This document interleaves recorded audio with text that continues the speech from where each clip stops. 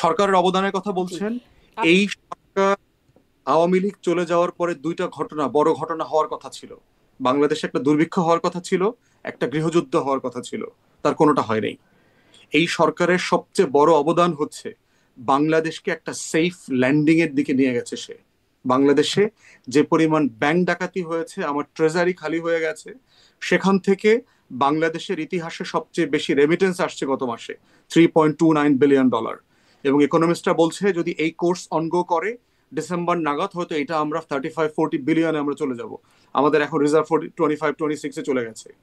আমাদের অ্যাচিভমেন্ট কি? অ্যাচিভমেন্ট কিন্তু লুটপাট বন্ধ হয়ে গেছে। তাদের এই যে প্রচারণাটা 5 বছর চাই, এটা বেসিক্যালি করতেছেন ওই পিনাকি সাহেব। উনি তো ঘোষণায় দিয়ে নামছেন যে এই গভর্নমেন্টকে 5 বছর রাখতে হবে। আবার হাইপোথিসিস দিয়েছেন, এর মধ্যে তারেক রহমানকে কেমন করে ঢুকাবেন, সব দল থেকে একজন দুজনকে নিবেন, নিলে আমাদের ফুয়াদ ভাই হইতে পারবেন একজন উপদেষ্টা।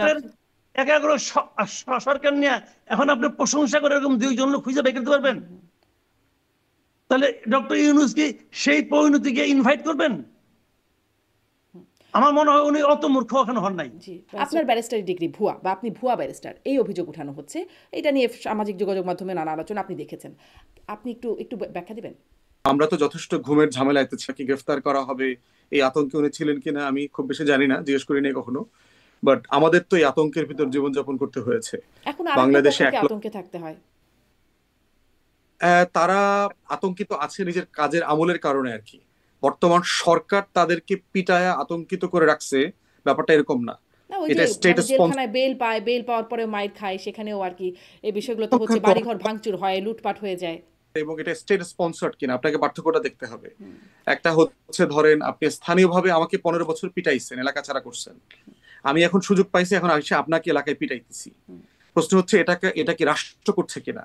কিন্তু গত 16 বছরে যে জুলুমের শিকার আমরা হয়েছি সেটা হচ্ছে স্টেট স্পন্সর্ড হ্যারাসমেন্ট যেটা। তখন আসলে মানে সাধারণ গুন্ডা পান্ডার বদলে রাষ্ট্রীয় গুন্ডা পান্ডা কাজ করেছে। এখন রাষ্ট্রীয় গুন্ডা পান্ডারা চুপ আছে, সাধারণ গুন্ডা পান্ডারা কাজ করছে। মানুষের জীবনে ইম্প্যাক্টটা তো মানে পড়ছেই। প্রেস সেক্রেটারি যেটা আছেন, প্রধান উপদেষ্টার, ওনার কথাবার্তা না, আমার মনে হয় ওনাকে একটু লাগাম টানানো উচিত, ওনার মুখে একটু লাগাম পরানো উচিত আমি মনে করি। ঘটনা স্থানীয় আওয়ামী লীগের কি যেন একটা পদে তিনি আছেন, সেখানে বা ছাত্রলীগের পদে বিএনপির যুবদল, বিএনপির লোকজন গিয়ে সেখানে হামলা করলো উপদেষ্টা মাহফুজ আলমের বাবা। সেটা আর থামাতে গিয়ে সেখানে তিনিও আহত হলেন। আমার আজকের অতিথি সিনিয়র সাংবাদিক মাসুদ কামাল এবং আছেন এবি পার্টির সাধারণ সম্পাদক ব্যারিস্টার আসাদুজ্জামান ফুয়াদ। স্বাগত জানাচ্ছি আপনাদের দুজনকেই রাজনীতির এপিঠোপিটের আজকের আয়োজনে। অনেক প্রসঙ্গ আছে, দেশে বিনিয়োগ সম্মেলন হচ্ছে, ঐক্যমত কমিশনের বৈঠক হচ্ছে, এদিকে বিদেশে যাচ্ছেন আমাদের মাননীয় প্রধান উপদেষ্টা, বিভিন্ন বৈঠক করছেন, গুরুত্বপূর্ণ বৈঠক, সামনে আরও যাবেন এরকম আমরা কথাও শুনতে পাচ্ছি। সব অনেকগুলো বিষয় আসলে আলোচনায় আনতে চাই। তবে শুরুটা করতে চাই ব্যারিস্টার আসাদুজ্জামান ফুয়াদ আপনার কাছ থেকে, যে আপনাকে নিয়ে ইদানিং অনেক রকম কথাবার্তা উঠছে। আপনি এটা নিয়ে গণমাধ্যমে কথাও বলেছেন, আমি শুনেছি, কিন্তু তারপরে আমার দর্শকদের জন্য ছোট ছোট করে দু একটা বিষয় যদি একটু শুনি। আপনার ব্যারিস্টারি ডিগ্রি ভুয়া বা আপনি ভুয়া ব্যারিস্টার, এই অভিযোগ উঠানো হচ্ছে। এটা নিয়ে সামাজিক যোগাযোগ মাধ্যমে নানা আলোচনা আপনি দেখেছেন। আপনি একটু একটু ব্যাখ্যা দিবেন? ব্যাখ্যা কোনটা, গুজব নিয়ে না সার্টিফিকেট নিয়ে? আপনি যেটুকু যেভাবে মনে করেন। একটা বিষয় হচ্ছে অনলাইনেই তো হচ্ছে যে আমার বন্ধুরা শত্রুরা মিলেই আপনার নাম টাম দিয়ে যেভাবে মানে কমেন্ট নিয়ে আসছে, দুই পক্ষেই তো কমেন্ট আছে। তো ওই যে নামের যে ঝামেলাটা আছে আর কি, সেটা আমাদের সবারই তো সার্টিফিকেট আসল নাম বলে একটা জিনিস আছে। তো সেই নামে যখন আবার আমার অ্যাওয়ার্ডিং বডিকে যখন ইমেল করেছে, তারাই তো আবার রেসপন্স করেছে, সার্টিফিকেটের কপি টপিও দেখলাম। আমি তো কিছুই করি নাই, কাউকে কিছু দেই নাই। আমার শুভাকাঙ্ক্ষীরাই ইমেল টেমেল করে কনফার্মেশন নিয়ে আসছে, সার্টিফিকেটের কপি দেখলাম বিভিন্ন জায়গাতে প্রচার হয়েছে আর কি। সো আলটিমেটলি তো রিজলভ হয়ে গেছে বলে মনে করতেছি আর কি। এবং রিউমার স্ক্যানার যারা আছে তারাও বিভিন্ন সংগঠনের পক্ষ থেকে স্টেটমেন্ট দিয়েছে, দিয়ে এটা কনফার্ম করেছে। তো ইউজুয়ালি আমি এইসব বিষয়ে কখনো ইয়ে করি না আর কি, আপনার অংশগ্রহণ করি না আর কি। এগুলো খুবই ডিস্ট্রাক্টেড পজিশন আর কি, নিশ্চয়ই, নিশ্চয়ই। কিন্তু যে এটাও একটা এগুলো নিয়ে প্রশ্ন কথা। যে এই বিষয়গুলো আপনাকে নিয়ে উঠছে। তার আগে কদিন আগে দেখলাম আপনি গ্রেপ্তার। সবগুলো গণমাধ্যমে এই খবরটা আসছিল যে আপনি গ্রেপ্তার হয়েছেন। গণমাধ্যমে বলবো না, সামাজিক যোগাযোগ মাধ্যমে একদম সয়লাব। কেন আপনাকে নিয়ে মানে একটার পর একটা এরকম হচ্ছে বলে মনে হয়? একটা বিষয় হতে পারে, ধরেন আমরা যারা বাংলাদেশের পক্ষে শক্ত কথা বলছি, শক্ত কথা বলবার সাথে সাথে যেভাবে আমাদের বন্ধু তৈরি হয়, শুভাকাঙ্ক্ষী তৈরি হয়, এটার জন্য আবার খুব শক্তিশালী শত্রু তৈরি হয়, যারা বাংলাদেশের এস্টাবলিশমেন্টে আছেন, বিভিন্ন আমলাতন্ত্রের বিভিন্ন জায়গাতে আছেন, গোয়েন্দা সংস্থাতে আছেন, সশস্ত্র বাহিনীর সিনিয়র পজিশনে আছেন, যারা 16 বছরের আওয়ামী এই সাম্রাজ্যের বেনিফিশিয়ারি, তাদের কাছে তো অবশ্যই এই বিষয়গুলো কমফোর্টেবল হয় না আর কি। তো সেখানকার একটা অংশ আছে যারা ডেলিবারেটলি এই বিষয়গুলো উঠাচ্ছে, গুজব ছড়াচ্ছে। এর সাথে আপনার আওয়ামী লীগ এবং ইন্ডিয়ান যে প্রপাগান্ডা মেশিন আছে, সেগুলোতে আমাদেরকে ডিমিন করা, ছোট করা, দেশপ্রেমিক শক্তিকে, গণতন্ত্রের পক্ষের শক্তিকে ছোট করা, হেয় করা, এটার একটা কালচার আছে। সো এই মিসইনফরমেশন ডিসইনফরমেশন ক্যাম্পেইন তো আসলে মানে চলমান যে সামাজিক যোগাযোগ মাধ্যমের একটা রিয়েলিটিতে আমরা বাস করছি, কোনোভাবেই সেটাকে অ্যাভয়েড করবার সুযোগ নাই। সারা গ্লোবালি এই ফেনোমেনাটা আছে, এবং এটা চলবে, এটা কোনো জায়গায় থেমে যাবে না। এর আগে এরকম প্রচুর গুজব তৈরি হয়েছে। আহ, গুরুত্বপূর্ণ কাজ হচ্ছে যে আপনার সচেতন জনগোষ্ঠীর সংখ্যা আগের থেকে অনেক বেড়েছে। আপনার নিজেরাই নিজ দায়িত্বে এগুলো নিয়ে কথা বলা, রিজনেবল ভয়েস গুলো আসা, কথা বলা, এবং এমন এমন মানুষরা আমাকে ডিফেন্ড করেছে যাদের ব্যাপারে আসলে আমার সাথে কোনো যোগাযোগও নাই, ধরেন 10 বছরও দেখা হয় নাই, কথা হয় নাই। এমন মানুষরাও বলেছে যে আমাকে ডিফেন্ড করে পোস্ট দিয়েছে, লিখেছে, ছবি দিয়েছে, এবং আমার প্র্যাকটিস নিয়ে কথা বলেছে ওখানে। তো সেগুলো চলবে আর কি, মানে এটা মানে কোনো গোল্ডেন ইয়ে নাই আর কি। তো এটা গণ অভ্যুত্থানের পরাজিত শক্তি এবং এস্টাবলিশমেন্টের একটা জায়গা আছে, এবং আমি জানি আর কি এরা কারা কারা এগুলো করতেছে। আচ্ছা, একটা বিষয় হয়েছিল যখন আমার মনে পড়ে হাসনাত আবদুল্লাহ গেলেন বা সেনা প্রধানের সাথে বৈঠকের বিষয়টা যখন তিনি প্রকাশ্যে নিয়ে আসলেন, তখন তিনি ফেসবুকে সেই স্ট্যাটাসেই লিখছিলেন যে তার জীবনও হুমকির মুখে পড়তে পারে, তার উপর নানান চাপ আসতে পারে, সেই শঙ্কার কথাও তিনি জানাচ্ছিলেন। আপনিও সেনাবাহিনীকে নিয়ে বেশ শক্ত কথা বলেছেন। তার কি কোনো ইম্প্যাক্ট আপনার উপর পড়েছে? সরাসরি কেউ হুমকি দিয়েছে এমনটা না, সরাসরি কেউ বলে টলে নাই, বাট এমনি ধরেন প্রচুর এসএমএস পাই, আপনার মেসেঞ্জারে থ্রেড পাই, তুই নাকি এইটা করবি ওইটা করবি, আমি দেখে দিব, আহ, আমরা আমরা তো এমনি এমনি সেনাবাহিনীতে চাকরি করি না, এরকম প্রচুর মেসেজ আসে। বাট ওভারওয়েলমিং মেসেজ হচ্ছে আপনার পক্ষে। সেনাবাহিনীতে আমার হাজার হাজার ভক্ত আছে, বিশেষ করে সোলজারদের মধ্যে আপনার, এরপর হচ্ছে জুনিয়র অফিসার যারা আছে, এবং সিনিয়রদের মধ্যেও যারা দেশপ্রেমিক শক্তি আছে, যারা রিয়েলি আপনার একটা প্রফেশনাল অফিসারদের সার্ভিস দেখতে চায়, এমন একটা বিশাল সংখ্যা আছে। অবসরপ্রাপ্ত কর্মকর্তাদের যে সংগঠন আছে, ওখানে আমাকে পছন্দ করে এমন শত শত অফিসার আছে।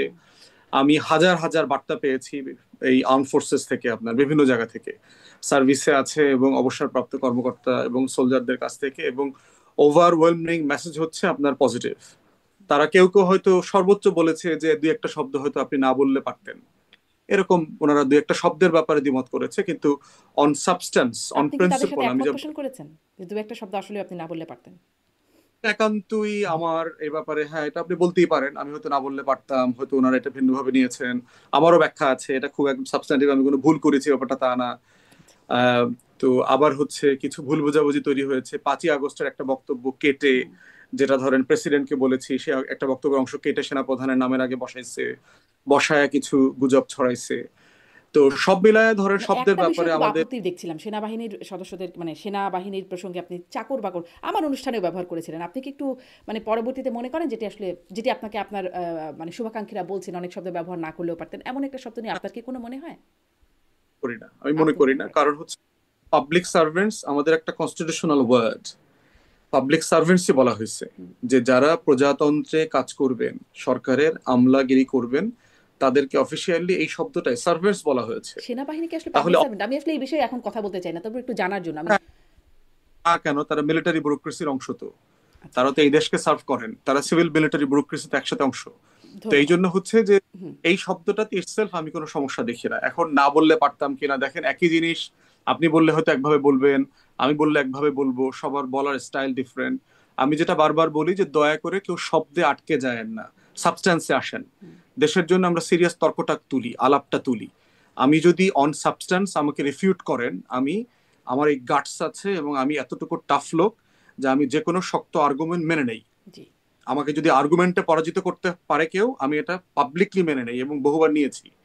এই জন্য দয়া করে শব্দে কেউ আটকে যায় না, জি, শব্দটা রাইসা একান্তই ফুয়াদ, ধরেন আপনার আমার বার্তা স্পষ্ট। অনেক ধন্যবাদ আপনাকে। মাসুদ কামাল, মূল আলোচনায় যাওয়ার আগে যে প্রসঙ্গটা যেহেতু উঠলোই, যে এই যে অনলাইনে নানান রকম গুজব তোলা, নানান রকম বক্তব্য তোলা, একরকম সুশীল সমাজের মধ্যেও দেখা যায়, বা যারা আসলে আহ, একরকম অথরিটি রাখেন, অনেকের মধ্যে দেখা যায় একদম খুবই অশ্লীল শব্দ অনেক সময় ব্যবহার করা হয়। মানে এই বিষয়টা কি বেড়েই চলেছে? এর কি কোনো মানে আহ, এটি খুব স্বাভাবিক ব্যাপার হিসেবে মেনে নেওয়ার মতো, মানে অনলাইনের যেহেতু যুগ, ডিজিটাল যুগ, এটা কি স্বাভাবিকভাবে মেনে নেওয়ার মতো একটা ব্যাপার? আমার কি মনে হয় জানেন, আপনি স্বাভাবিকভাবে ধরেন মানলেন না, হাইপোথেটিক্যালি ধরেন আপনি মানলেন না, আপনি না মেনে কি করবেন? আপনি কি মারামারি করবেন? কি করবেন আপনি? আমি একটা উদাহরণ দিয়ে বলি। আমার ইউটিউবে আমার একটা চ্যানেল আছে, আমি ইউটিউবে প্রতিদিন একটা করে আমি কন্টেন্ট আপ করি। সেখান থেকে কেটে কেটে অনেকে নেয়, অনেকে নেয়, নিয়ে নিয়ে তার মতো করে হেডলাইন দিয়ে, তার মতো করে থাম্বনেল দিয়ে তারা এটা আপ করে। এবং আমি অনেক সময় দেখেছি যে ধরেন আমারটা হয়তো 50,000 ভিউ হয়েছে, হুম, হুম। ওই চুরি করে যেটা দিয়েছে ওটা 1.5 লাখ ভিউ হয়ে গেছে। একদম, হ্যাঁ।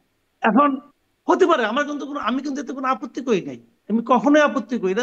তোমার এতে আমার কথা হলো কি ভাই, তুমি যদি আমাকে বিক্রি করে 5 জায়গায়, তোমার যদি 2টা টাকা ইনকাম হয়, হোক না, আমার সমস্যাটা কি? আমি এটা নিয়ে মাথা ঘামাই না। কিন্তু কিন্তু সমস্যাটা কি জানেন, আমার ওই কথাটাকে উপরে তারা যে সমস্ত শিরোনাম করে দেয়।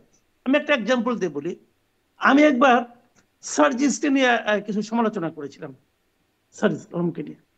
ওই জিনিসটাই হুবহু সার্জিস শব্দ রাখছে, তার সঙ্গে যুক্ত করছে কি সার্জিসের দ্বিতীয় বিয়ে নিয়ে যা বললেন মাসুদ কামাল। আচ্ছা ভাই, তার বিয়ে হয়েছে কিনা এটাই আমি ভালো মতো জানি না, আবার দ্বিতীয় বিয়ে ওইটা নিয়ে আমি বলতে যাবো কেন? ভাই এটা কিছু হলো? ভেতরে আমি যে দেখি ভেতরে কিছুই না, আমি যেটা আমারটাই হু আমি যা বলেছিলাম ওইটাই, খেলে ব্যাকগ্রাউন্ডটা চেঞ্জ করে, আজকাল এআই এর মাধ্যমে এটা করা যায়, খুব সহজে করা যায়, ব্যাকগ্রাউন্ডটা চেঞ্জ করে তারা দিয়ে রাখছে। এখন আপনি বলেন ওটা কে করেছে? তাকে আমি চিনি, তাকে আমি ধরতে পারবো? আমি বড় জোর কি করতে পারি, তারটা আমি ব্লক করে দিতে পারি, অথবা তার ব্যাপারে আমি রিপোর্ট করতে পারি। আচ্ছা, রিপোর্ট যখন করি না, তখন ওরা আবার দেখি আমাকে মেল পাঠায়, কয় কি স্যার এইবার মতো মাফ করে দেন, আর কখন এরকম করবো না, অমুক না। তো ওটা থেকে আবার মায়া লেগে যায়। কয় কি এটা আবার একজন লিখছে, আমি একজন স্টুডেন্ট, এটা দিয়ে আমি সংসার চালাই। আচ্ছা বলেন আমি কি বলবো? আমি তাকে বলি ভাই তাহলে আপনি শিরোনামগুলি, আপনি ওই যে আমারটা চুরি করতে চান করেন, কিন্তু শিরোনামটা চেঞ্জ করেন না, ওই শিরোনামটা দেন না ভাই, আমারে ডুবাই নেন। আমি কতজনকে যে বলবো? আমি এটা কথা বললাম এই কারণে, এটা মনে হয় ও যদি ওখানে ভেতরে আমার নামে কোনো গালাগালিও করতো, আমি কি করতে পারতাম? কিন্তু আমি একটা কথা বলি আপনাকে, এগুলি না, এগুলি লং লাস্টিং হয় না। মানুষ একবার যখন ঠকে যায়, না, ধরেন মাসুদ তখন কামাল, তারা চিনে এগুলো তো নেয়। আসলে চুরি করা কন্টেন্ট, হ্যাঁ, এগুলো যারা চুরি করছে তারা হ্যাঁ, নানান রকম শিরোনাম দিচ্ছে যেগুলো ভুল, ভ্রান্তি, মিথ্যা এরকম করে দিচ্ছে। কিন্তু আমি বলছি যে সমাজে যাদের গ্রহণযোগ্যতা আছে বা যাদের ফলোয়ার আছে, এরকম ব্যক্তিরাও নানান রকম অভিযোগ তুলছেন এবং সেই অভিযোগের মধ্যে অশ্লীলতা যুক্ত থাকছে, একদম লিখছেন, বলছেন। এটাও কি খুব স্বাভাবিক এবং সেটার বহুল প্রচারিত? এটা কি খুব স্বাভাবিক? আমি একটা কথা বলি আপনাকে, অশ্লীলতা কাকে বলে? আমি এখানে একটু একটু বলি আপনাকে। দেখেন দেখেন একটা জিনিস, একজন লোক বললো উন্নয়ন নিয়ে একটা কথা বললো, আমি এত এত উন্নয়ন করেছি, সে বললো, কিন্তু বাস্তবে আমি দেখলাম সে উন্নয়নটা করে নাই, সে উন্নয়নের নামে চুরি করেছে। খুব শুদ্ধ ভাষায় বললো, এটা কি শ্লীল না অশ্লীল? পুরো জাতির সঙ্গে সে একটা প্রতারণা করলো, এটা কি শ্লীল না অশ্লীল? আমাকে কেউ বললো, যেমন আমাকে সমালোচনা। একজন বলছে, কি বলবো, আমার সম্বন্ধে একজনের মন্তব্য করছে, সে আমাকে আমার নামের আগে একটা অ্যাডজেক্টিভ লাগাইছে। অ্যাডজেক্টিভটা কি জানেন? সাদা সাপ। আচ্ছা আপনি আমাকে বলেন, আমি সাপ, এবং যেহেতু আনফরচুনেটলি আমার গায়ের রং একটু সাদা, অতএব সাদা সাপ। আচ্ছা এটা কি অশ্লীল? কথাটা খেয়াল করেন। সে তার মনের ক্রোধ প্রকাশ করার জন্য, মনের ভাব প্রকাশ করার জন্য তার স্টকে থাকা শব্দগুলি আমার জন্য ব্যবহার করছে। আমি এটাকে সিরিয়াসলি নেই না। আমি আচ্ছা। নেই না কেন আমি বলি আপনাকে, এটা সাধারণ মানুষ, সাধারণ মানুষের উপর ছেড়ে দেন। মানুষ একসময় সিদ্ধান্ত নেবে যে এই লোকটা তো গালাগালি করে, মানুষ একসময় সিদ্ধান্ত নেবে যে এই লোক তো গালাগালি করে না। এটা কিন্তু লং রানে এটা কেউ টিকবে না। কাজেই বরঞ্চ আমি সবসময় বলি, আমি কাউকে গলা টিপে ধরার পক্ষপাতি না। আমার নামে সারাদিন বলুক ভাই, আমার কোনো অসুবিধা নেই, আমি গলা টিপে ধরার জি পক্ষপাতী না। আমার জি কথাটা হলো আপনি আপনার রুচি, জ্ঞান, বুদ্ধি, আপনি তার মাধ্যমে আপনি আপনার ভাব প্রকাশ করবেন। ওই যে আমার প্রতি ক্রোধ থাকে, ক্রোধ প্রকাশ করবেন, কোনো সমস্যা তো নাই। জি এখন স্পষ্ট আপনি আপনার যে দেখবেন, অবস্থান আমি যে মানুষ অনেক এটা করতে একজন, পারে, আমি আপনি অনেকের এটাকে কথা বলি, খুব নেগেটিভ অনেক ভাবে। শিক্ষিত লোক, হ্যাঁ আমি একটা শেষ কথা বলি, জি অনেক শিক্ষিত লোক আছে, ইউটিউব করে, খুবই শিক্ষিত লোক, বিদেশে থাকেন। আমি ওনাকে আমারই বন্ধু বান্ধব বলছি যে উনি না, ওই লোকটা ভালোই বলে, কিন্তু সমস্যা হলো কি, একা একা শুনতে হয়। দেখেন, উনি কিন্তু বলে গেলেন যে উনি একা একা শুনতে হয়, সঙ্গে কাউকে নিয়ে শোনা যায় না। এটাই কিন্তু আমি মনে করি ওনার প্রাপ্য ছিল। এখন এই প্রাপ্য, যদি এই প্রাপ্তিতে যদি কেউ খুশি হয়, তার ব্যাপার, কোনো সমস্যা নাই। আপনি কোনোদিনও কিন্তু দেখেন, সারা দুনিয়াতে ভালো মুভি আছে, খারাপ সি গ্রেডের মুভি আছে, আবার আপনার এক্স রেটেড মুভিও আছে, কিন্তু থাকবে। কোনটা আপনি থামাতে পারবেন না, কিন্তু এটা থাকবে, এই ইন্ডাস্ট্রি থাকবে। আপনি কোনটা দেখবেন না দেখবেন, হুম, এটা দর্শকের উপর ডিপেন্ড করবে। আমি ভাই কোনোটাই বন্ধ করার জি পক্ষপাতী না। অনেক ধন্যবাদ। আপনি এটাকে খুব নেতিবাচকভাবে দেখছেন না, এই কোনো জায়গাটা সমস্যা নেই। আমার মনে হয় স্পষ্ট। তারপরেও আসলে মানে সোশ্যাল মিডিয়া ইনফ্লুয়েন্সার বা চয়েস আর্কিটেক্ট, মানুষের চয়েস মেক করে অনেকেই, মানে সেখানে আমাদের রুচিতেও কোনো প্রভাব পড়ে কিনা, এটা আসলে আমি একটা আলোচনা, যাই হোক আজকে আমি অন্য আলোচনায় আসলে মূল যেতে চাই। ব্যারিস্টার ফুয়াদের সেই কথা থেকে এতখানি আগালাম, সেটি হচ্ছে যে আমাদের দেশে বেশ বড় করে বিনিয়োগ সম্মেলন হচ্ছে। আমরা মাননীয় প্রধান উপদেষ্টাকেও বক্তব্য দিতে দেখলাম। আমি একটু ছোট্ট করে আপনাদের এখানে একটু মন্তব্য শুনবো, আরও অনেকগুলো বিষয় আমি বলছিলাম কথা বলবো, এই বিষয়টা একটু শুনে নিই ব্যারিস্টার ফুয়াদ। প্রথমত হচ্ছে এটা তো আমাদের যে ভঙ্গুর ইকোনমি রেখে দিয়ে গেছে আপনার গত রেজিম, সেখান থেকে রাষ্ট্রের অর্থনীতিকে সংশোধন করা, ট্রাকে নিয়ে আসার যে অনেকগুলো কাজ করা দরকার এবং হওয়া উচিত, তার ভিতরে অনেকগুলো কাজ হচ্ছে এবং চলছে। সে জায়গাতে আমরা রপ্তানির জায়গাতে দেখলাম, রেমিটেন্সের জায়গা দেখেছি, বিনিয়োগের জায়গাতে দেখলাম, এবং পার্টিকুলারলি জব ক্রিয়েশনের জায়গাতে আপনার এই ট্রেড সামিট, বিনিয়োগ নিয়ে আসা, এফডিআই কে অ্যাট্রাক্ট করা, এর আসলে কোনো বিকল্প নাই। তো সেই জায়গাতে আপনার আমাদের এখানকার বিডার যে লিডারশিপ আছে, প্রধানমন্ত্রীর দপ্তরে যে আপনার ট্রেড রিলেটেড যে কাইন্ড অফ অ্যাম্বাসেডারের রোল প্লে করছে আপনার লুৎফে সিদ্দিকী, ওখানে আশিক আছে বিদায়, সব মিলে একটা ব্রিলিয়ান্ট টিম দিন রাত এটার জন্য পরিশ্রম করেছে। এবং এই যে প্রায় 1,000-1,200 লোক সারা দুনিয়ার প্রায় 90টা দেশ থেকে এসছেন, বড় বড় কোম্পানিগুলো এসছে, 50 মিলিয়ন, 100 মিলিয়ন, $110 মিলিয়ন বিভিন্ন স্টার্ট আপে করতেছে, ইনভেস্ট করছে। এটা একটা হিউজ আউটলুক আর কি। এবং গ্লোবালি একটা ইমপ্রেশন দেওয়া বাংলাদেশ আসলে ব্যবসা ফ্রেন্ডলি একটা রাষ্ট্র। এবং একই সময় আমরা দেখলাম যে উনি বেইজিং এ গেলেন। এখন আবার আজকে পত্রিকাতে আপনার দিলাম যে বেইজিং এর লিডারশিপ থেকে আপনার 200 ইনভেস্টর সহ একটা ডেলিগেশন বাংলাদেশে সম্প্রতি আসবেন, এরকম একটা নিউজও দেখলাম। তো সব মিলে, এবং তারা কিন্তু খুবই মানে ওপেন এন্ডেড কনভারসেশন করছে। বাংলাদেশে বিনিয়োগকারীরা চিটাগং এ যারা এসেছেন প্রসপেক্টিভলি, তাদেরকে চিটাগং এ ইপিজেড এ নিয়ে গেছে আপনার, চিটাগং ইপিজেড, কোরিয়ান ইপিজেড, এবং কোনো গাইডেড ট্যুর না, কিন্তু ওপেন ট্যুর করে দিয়েছে যে যারা ইনভেস্টর তারাই ঠিক করবে ওখানে গিয়ে তারা কি করবে, কার সাথে মিট করবে, তাদেরকে কি প্রশ্ন আছে, open ended trip. So it's a very transparent প্রসেসে তারা ব্যবসাটা করতে হ্যাঁ, কিন্তু চাচ্ছে আর কি। এখানে যখন আবার দেখছে যে যখন সম্মেলনটা হচ্ছে তখন কেএফসিতে বাটার, মানে সেখানে হামলা হচ্ছে, পিৎজা হাটে হামলা হচ্ছে, মানে প্রতিষ্ঠান, ব্যবসা প্রতিষ্ঠানেই তো হামলা হচ্ছে, তখন আসলে মানে যা বলা হচ্ছে আর যা চিত্র তারা সামনাসামনি দেখছে এবং এই ঘটনাগুলো হাইলাইটেড হচ্ছে, তখন আসলে এটা তারা তারা আসলে স্বস্তি কি বোধ করেন ইনভেস্টমেন্টে তারা? সার্টেনলি হচ্ছে যে গাজায় যা হচ্ছে, ফিলিস্তিনে যেটা হচ্ছে, অনেক বছরের একটা ক্ষোভ, কষ্ট, যন্ত্রণা, এখানে গণহত্যা হচ্ছে। আমরাও গত বহু বছর থেকে এটার প্রতিবাদ করেছি এবং প্রতিবাদ চলমান আছে, চলতেই থাকবে। শান্তিপূর্ণভাবে কোন একটা দেশে, কোন একটা জনপদে আপনার যদি গণহত্যা হয়, প্রতিবাদ করা মানুষের, এটা তো একটা হিউম্যান ফ্যাটার্নিটির ব্যাপার আছে। আপনি যেখানে আছেন সেখানেও প্রত্যেক শহরে শহরে ব্যাপক প্রতিবাদ হচ্ছে। প্রশ্ন হচ্ছে যে আইন হাতে তুলে নেওয়া, এরকম একটা সময়তে সাবোটাজ করা, এবং প্রায় 60 জনের মতো যে গ্রেফতার হয়েছে দেখলাম আপনার, অধিকাংশ ছাত্রলীগ যুবলীগের রাজনীতির সাথে জড়িত। এবং কিছু কিছু গণমাধ্যম এটাকে ফার্স্ট পেজে এত ফলাও করে নিউজ করছে যে বাংলাদেশে প্রত্যেকটা বিদেশি কোম্পানি এখন আগুন দিয়ে পোড়ায় দেওয়া হচ্ছে, এরকম একটা ব্যাপার। সেই জন্য কিন্তু আমরা দেখলাম যে আপনার সরকারের যিনি স্পেশাল এইড হিসাবে কাজ করছেন তথ্য প্রযুক্তিতে, ফয়েজ আহমদ তাইয়েব, কিন্তু একটা রিকোয়েস্ট করেছেন যে ফিলিস্তিন ইস্যুটা তো চলে যাচ্ছে না, আমরা এই যে মার্চ ফর গাজা দেওয়া হয়েছে এটা আরো 1 সপ্তাহ পিছিয়ে দিতে পারি কিনা, কারণ এই প্রসপেক্টিভ ইনভেস্টররা বাংলাদেশে আরো 1 সপ্তাহ 10 দিন অনেকে থাকবেন। তো এই সময়টাতে মার্চ ফর গাজাটাকে ঘিরে যেন কোনো স্যাবোটাজ না হয়।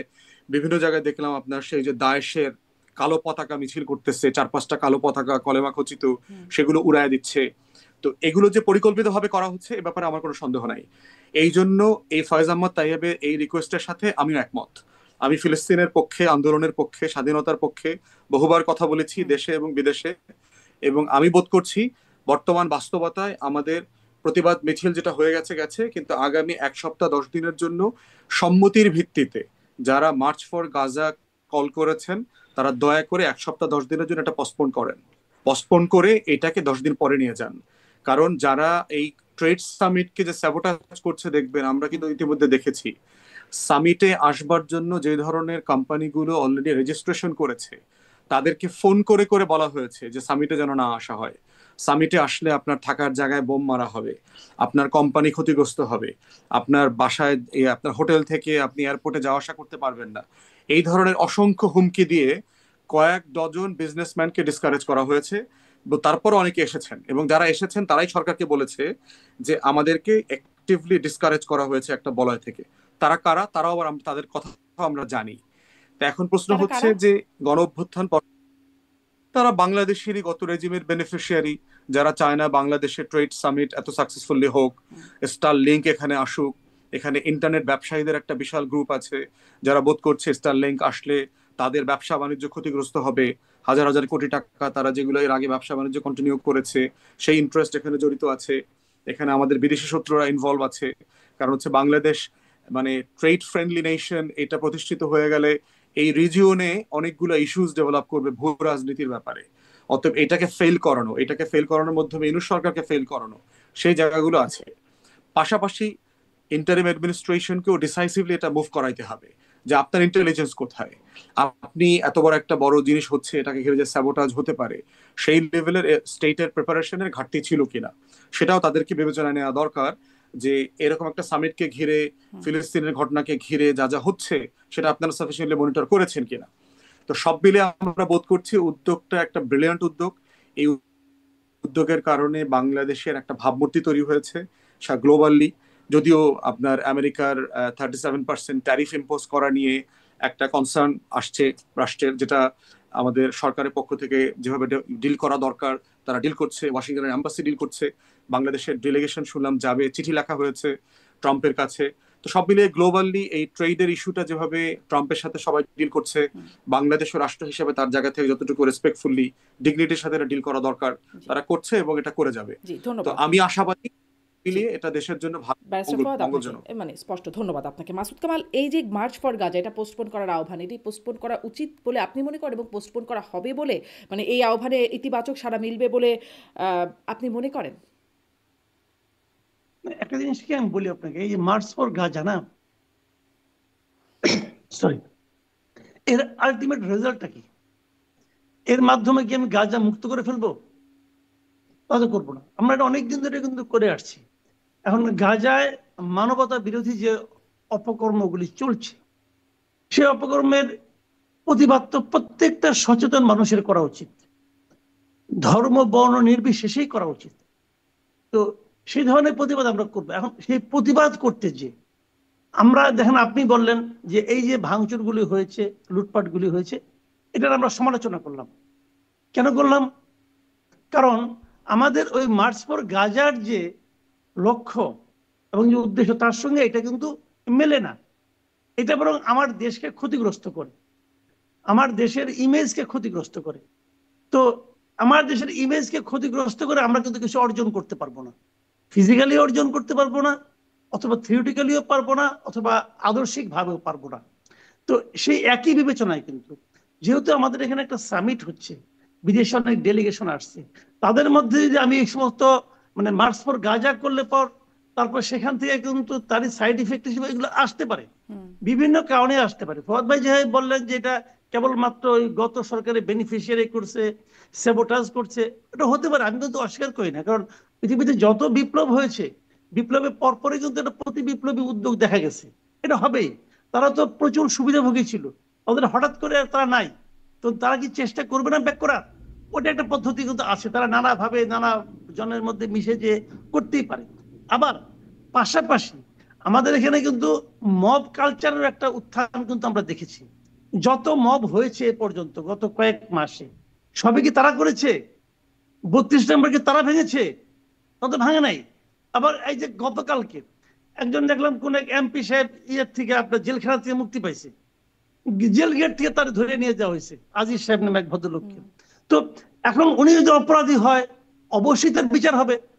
কোন সমস্যা, উনি তো জামিন পেয়েছে, জামিন তো বিচার প্রক্রিয়ার একটা অংশ। তো তাকে আপনি উঠেই যে নিয়ে গেলেন মারতে মারতে, এটা কোন প্রক্রিয়ার অংশ? এখন এটা কি আওয়ামী লীগের লোকরা করছে? এটা কি স্যাবোটাজ হয়েছে? হয় নাই। বিষয়টা হলো কি দেখেন, এই ঘটনা ঘটার পর সরকার এর মধ্যে প্রায় 50-60 জনকে অ্যারেস্ট করেছে। কিভাবে অ্যারেস্ট করেছে? ওই সিসিটিভি দেখে, ভিডিও ফুটেজ দেখে অ্যারেস্ট করেছে। এই অ্যারেস্ট যে করছে, আপনি আগামীকালকে দেন, আপনি আগামীকাল কিন্তু বাটার দোকানে আর যাবে না। যাবে না কেন? ওই অ্যারেস্টের ভয়টা এদের মধ্যে কাজ হবে, কাজ করবে যে আমি এই বাটার একজোড়া জুতা ছিনতাই করতে গেলে আমি কিন্তু অ্যারেস্ট হয়ে যেতে পারি। এরা যারা এগুলি ভাঙে, এরা কিন্তু আসলে কোনো চেতনা দ্বারা তাড়িত হয়ে ভাঙে না। এরা বেসিক্যালি ভাঙে সম্পূর্ণ উদ্দেশ্য বলে দিতে হবে। ওখানে যারা গিয়েছিল তারা বাটার একজোড়া জুতার জন্যই গেছিল। আমি আপনাকে একটা ছোট্ট এক্সাম্পল দিয়ে বলি। দেখেন, ওখান থেকে বাইরের থেকে ওই যে আমাদের ইউটিউবার সাহেবরা এইটা ভাঙো, ওইটা ঘরো, ওইটা ধরো, ওখানে জিয়াফত করে বলছে না, বলছে।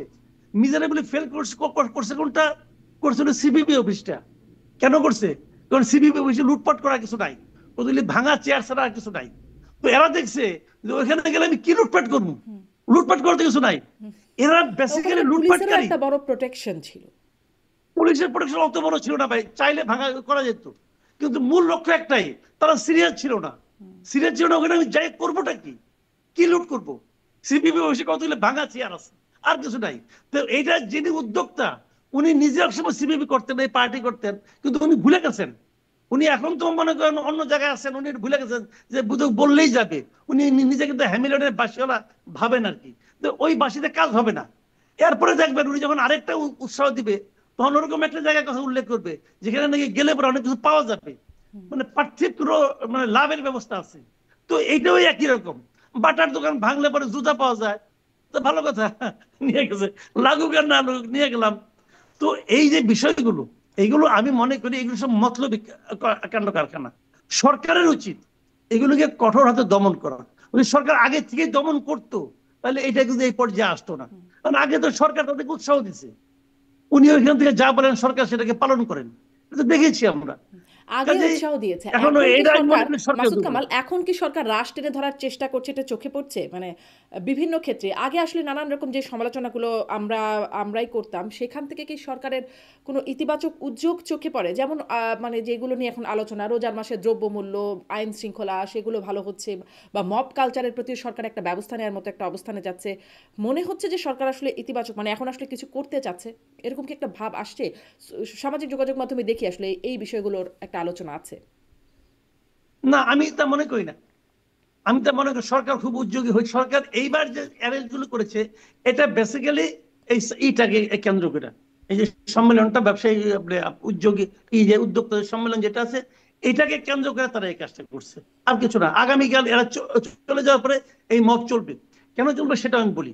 চলবে না এই কারণে, সরকার মাঝে মাঝে মনে করে এই যে মব, এটা তাকে এক ধরনের শক্তি দেয়। সরকারের এটা ধারণা, আমার ধারণা সরকার এই মবটাকে এনজয় করে, অথবা এই মবটাকে নিজের মানে মানুষকে ভয় দেখানোর জন্য সে মনে করে এই মবটা থাকা দরকার। আমাদের সরকারের মধ্যে এই ধরনের একটা ভ্রান্ত অথবা মতলবী এক ধরনের চিন্তা কাজ করে বলে আমি মনে করি। তা না হলে আগে এতদিন ধরে তারা কেন করলো না, ব্যাখ্যাটা দেখ। কেন এতদিন ধরে তারা মবকে নিয়ন্ত্রণ করার চেষ্টা করে নাই করে ভাই? কারণ তারা আসলে করতে চায়ও না, তারা করতে চায় না। কারণ এটাও যদি না থাকে তাহলে তাদের জোরটা কোথায়? তারা মনে করে তাদের জোরটা কম, এটা তারা মনে করে, তারা নিজেদের দুর্বল অবস্থানটা বুঝে। এই জন্য আরেকটা জিনিস হলো যে দ্রব্যমূল্য যেটা বললেন আপনি, হ্যাঁ, সবজির দাম কিন্তু পুরো রোজায় কম ছিল, কোনো সন্দেহ নাই। আমি নিজেও এটা নিয়ে প্রশংসা করেছি, সবই ঠিক আছে। কিন্তু দেখেন একটা জিনিস হলো কি, সবজির দাম কমটাই কিন্তু বাজার নিয়ন্ত্রণের একমাত্র পদ্ধতি নয়। আপনি চালের দাম জানেন, গতকালকে গতকালকে আমাকে একজন একটা মেসেজ পাঠিয়েছে। সেই মেসেজ হলো উনি মোহাম্মদপুর থাকেন, উনি মোহাম্মদপুরের একটা বাজার থেকে নূরজাহান রোডের না তাজমহল রোডের একটা বাজার থেকে উনি চাল কিনেছেন। একই দোকান থেকে, দোকানের নাম হলো মায়ের দোয়া রাইস স্টোরস, এরকম একটা নাম। একই দোকান থেকে উনি জানুয়ারির 2 তারিখে কিনেছেন চাউল 25 কেজির বস্তা মিনিকেট চাল, ওটা উনি কিনেছেন 1704 টাকা দিয়ে জানুয়ারিতে। ফেব্রুয়ারির 1 তারিখে কিনেছেন 1950 টাকা দিয়ে। আর এপ্রিলের 7 তারিখে কিনেছেন 2140 আর 10 2150 টাকা দিয়ে। তাহলে দেখেন আপনি, ঠিক 4 মাস হয় না, 3 মাসের মাথায় 1700 থেকে চাউলের দাম হয়ে গেছে 2100 টাকা 25 কেজির জন্য। আপনি ভাবতে পারেন, একই দোকানের একই চাল। তো আমি এবার এটা চেক করছি যে ঘটনা ভাই অনেকে আছে কিন্তু এরকম বানিয়ে বুনিয়ে ক্রিয়েট করে। আমি ওদেরকে ফোন করে দেখেছি যে এটা আপনার দোকানের এখন চাল কত, বলছে এই দাম। তো এখন আমি সেটাই বলতে চাচ্ছি ভাই, যে চাল কিন্তু আমাকে ডেলি কিনতে হয়। রমজানের মধ্যে মানুষের মধ্যে রমজানে কিন্তু খালি খাওয়ার সংযম থাকে না, মানুষের মধ্যে কিন্তু সব দিকে একটু সংযম থাকে, মানুষ চিল্লা পাল্লা কম করে, মেনে নেয় অনেক কিছু। আপনি সামনের দিনগুলি যাক, সবজির দাম কিন্তু আবার বাড়তে শুরু করেছে, আবার বাড়তে শুরু করেছে।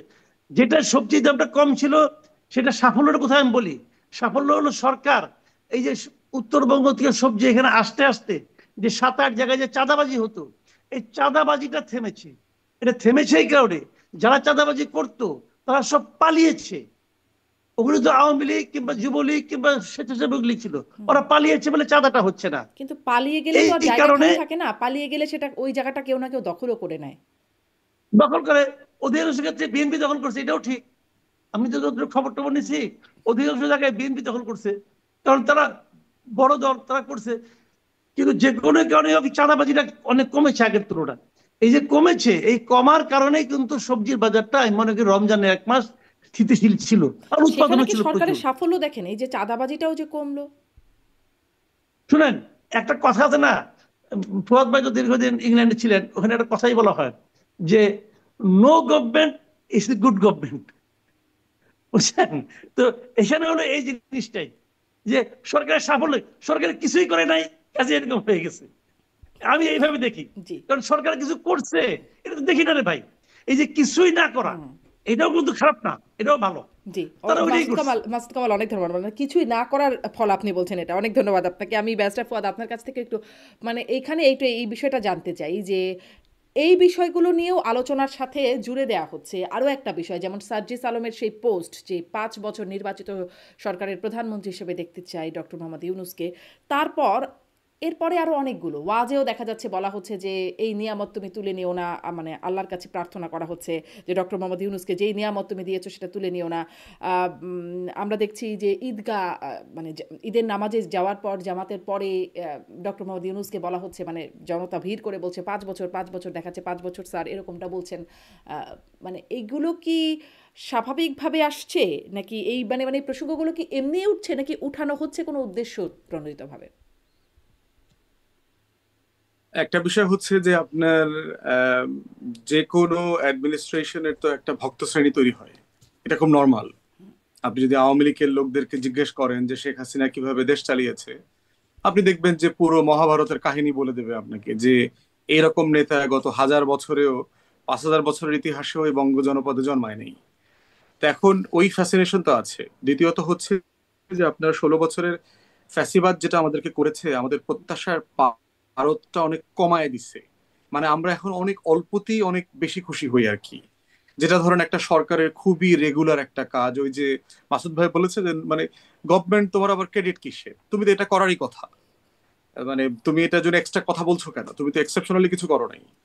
তো এইটা হচ্ছে, যেটা হচ্ছে যে আমরা যেহেতু সরকার থেকে আসলে কোনো ভালো গভর্নেন্স পাই নাই, আমরা অল্প একটু গভর্নেন্স পাইলেই মনে করি যে এইবার যেমন ধরেন ব্যাপক ট্রেনে বাসে ব্যাপক মোবাইল কোর্ট ফাংশনাল ছিল, আপনার চাঁদাবাজি বেশি ভাড়া টাড়া নেওয়া টাওয়া এগুলো করতে পারে নাই, আপনার রোড অ্যাক্সিডেন্ট কম্পারেটিভলি অন্য ঈদের তুলনায় কম হয়েছে, তারপর দেখলাম প্রায় 250 লোকের মতো মারা গেছে, যেটা অন্যান্য বছর আমি দেখেছি 700 800 1100 1300 লোক মারা যায়। তো এই সামান্য সামান্য জিনিসগুলো না আমাদেরকে খুব তৃপ্তি দেয়, কারণ হচ্ছে নাগরিক হিসাবে কিছু না পেতে পেতে রাষ্ট্র থেকে আমাদের প্রত্যাশাটা অনেক কম, অনেক সামান্য। মানে আপনার বাড়ির রাস্তাটা একটু পাকা হয়েছে, বর্ষাকালে কাদা নাই, আপনার ছেলে মেয়েটা একটু স্কুলে যাইতে পারতেছে, আপনার হাসপাতালে গেলে পরে একটা সিট পাওয়া যায়, মানে আপনাকে ফ্লোরে ঘুমাইতে হচ্ছে না, মানে এতটুকু আপনাদেরকে আপ্লুত করে।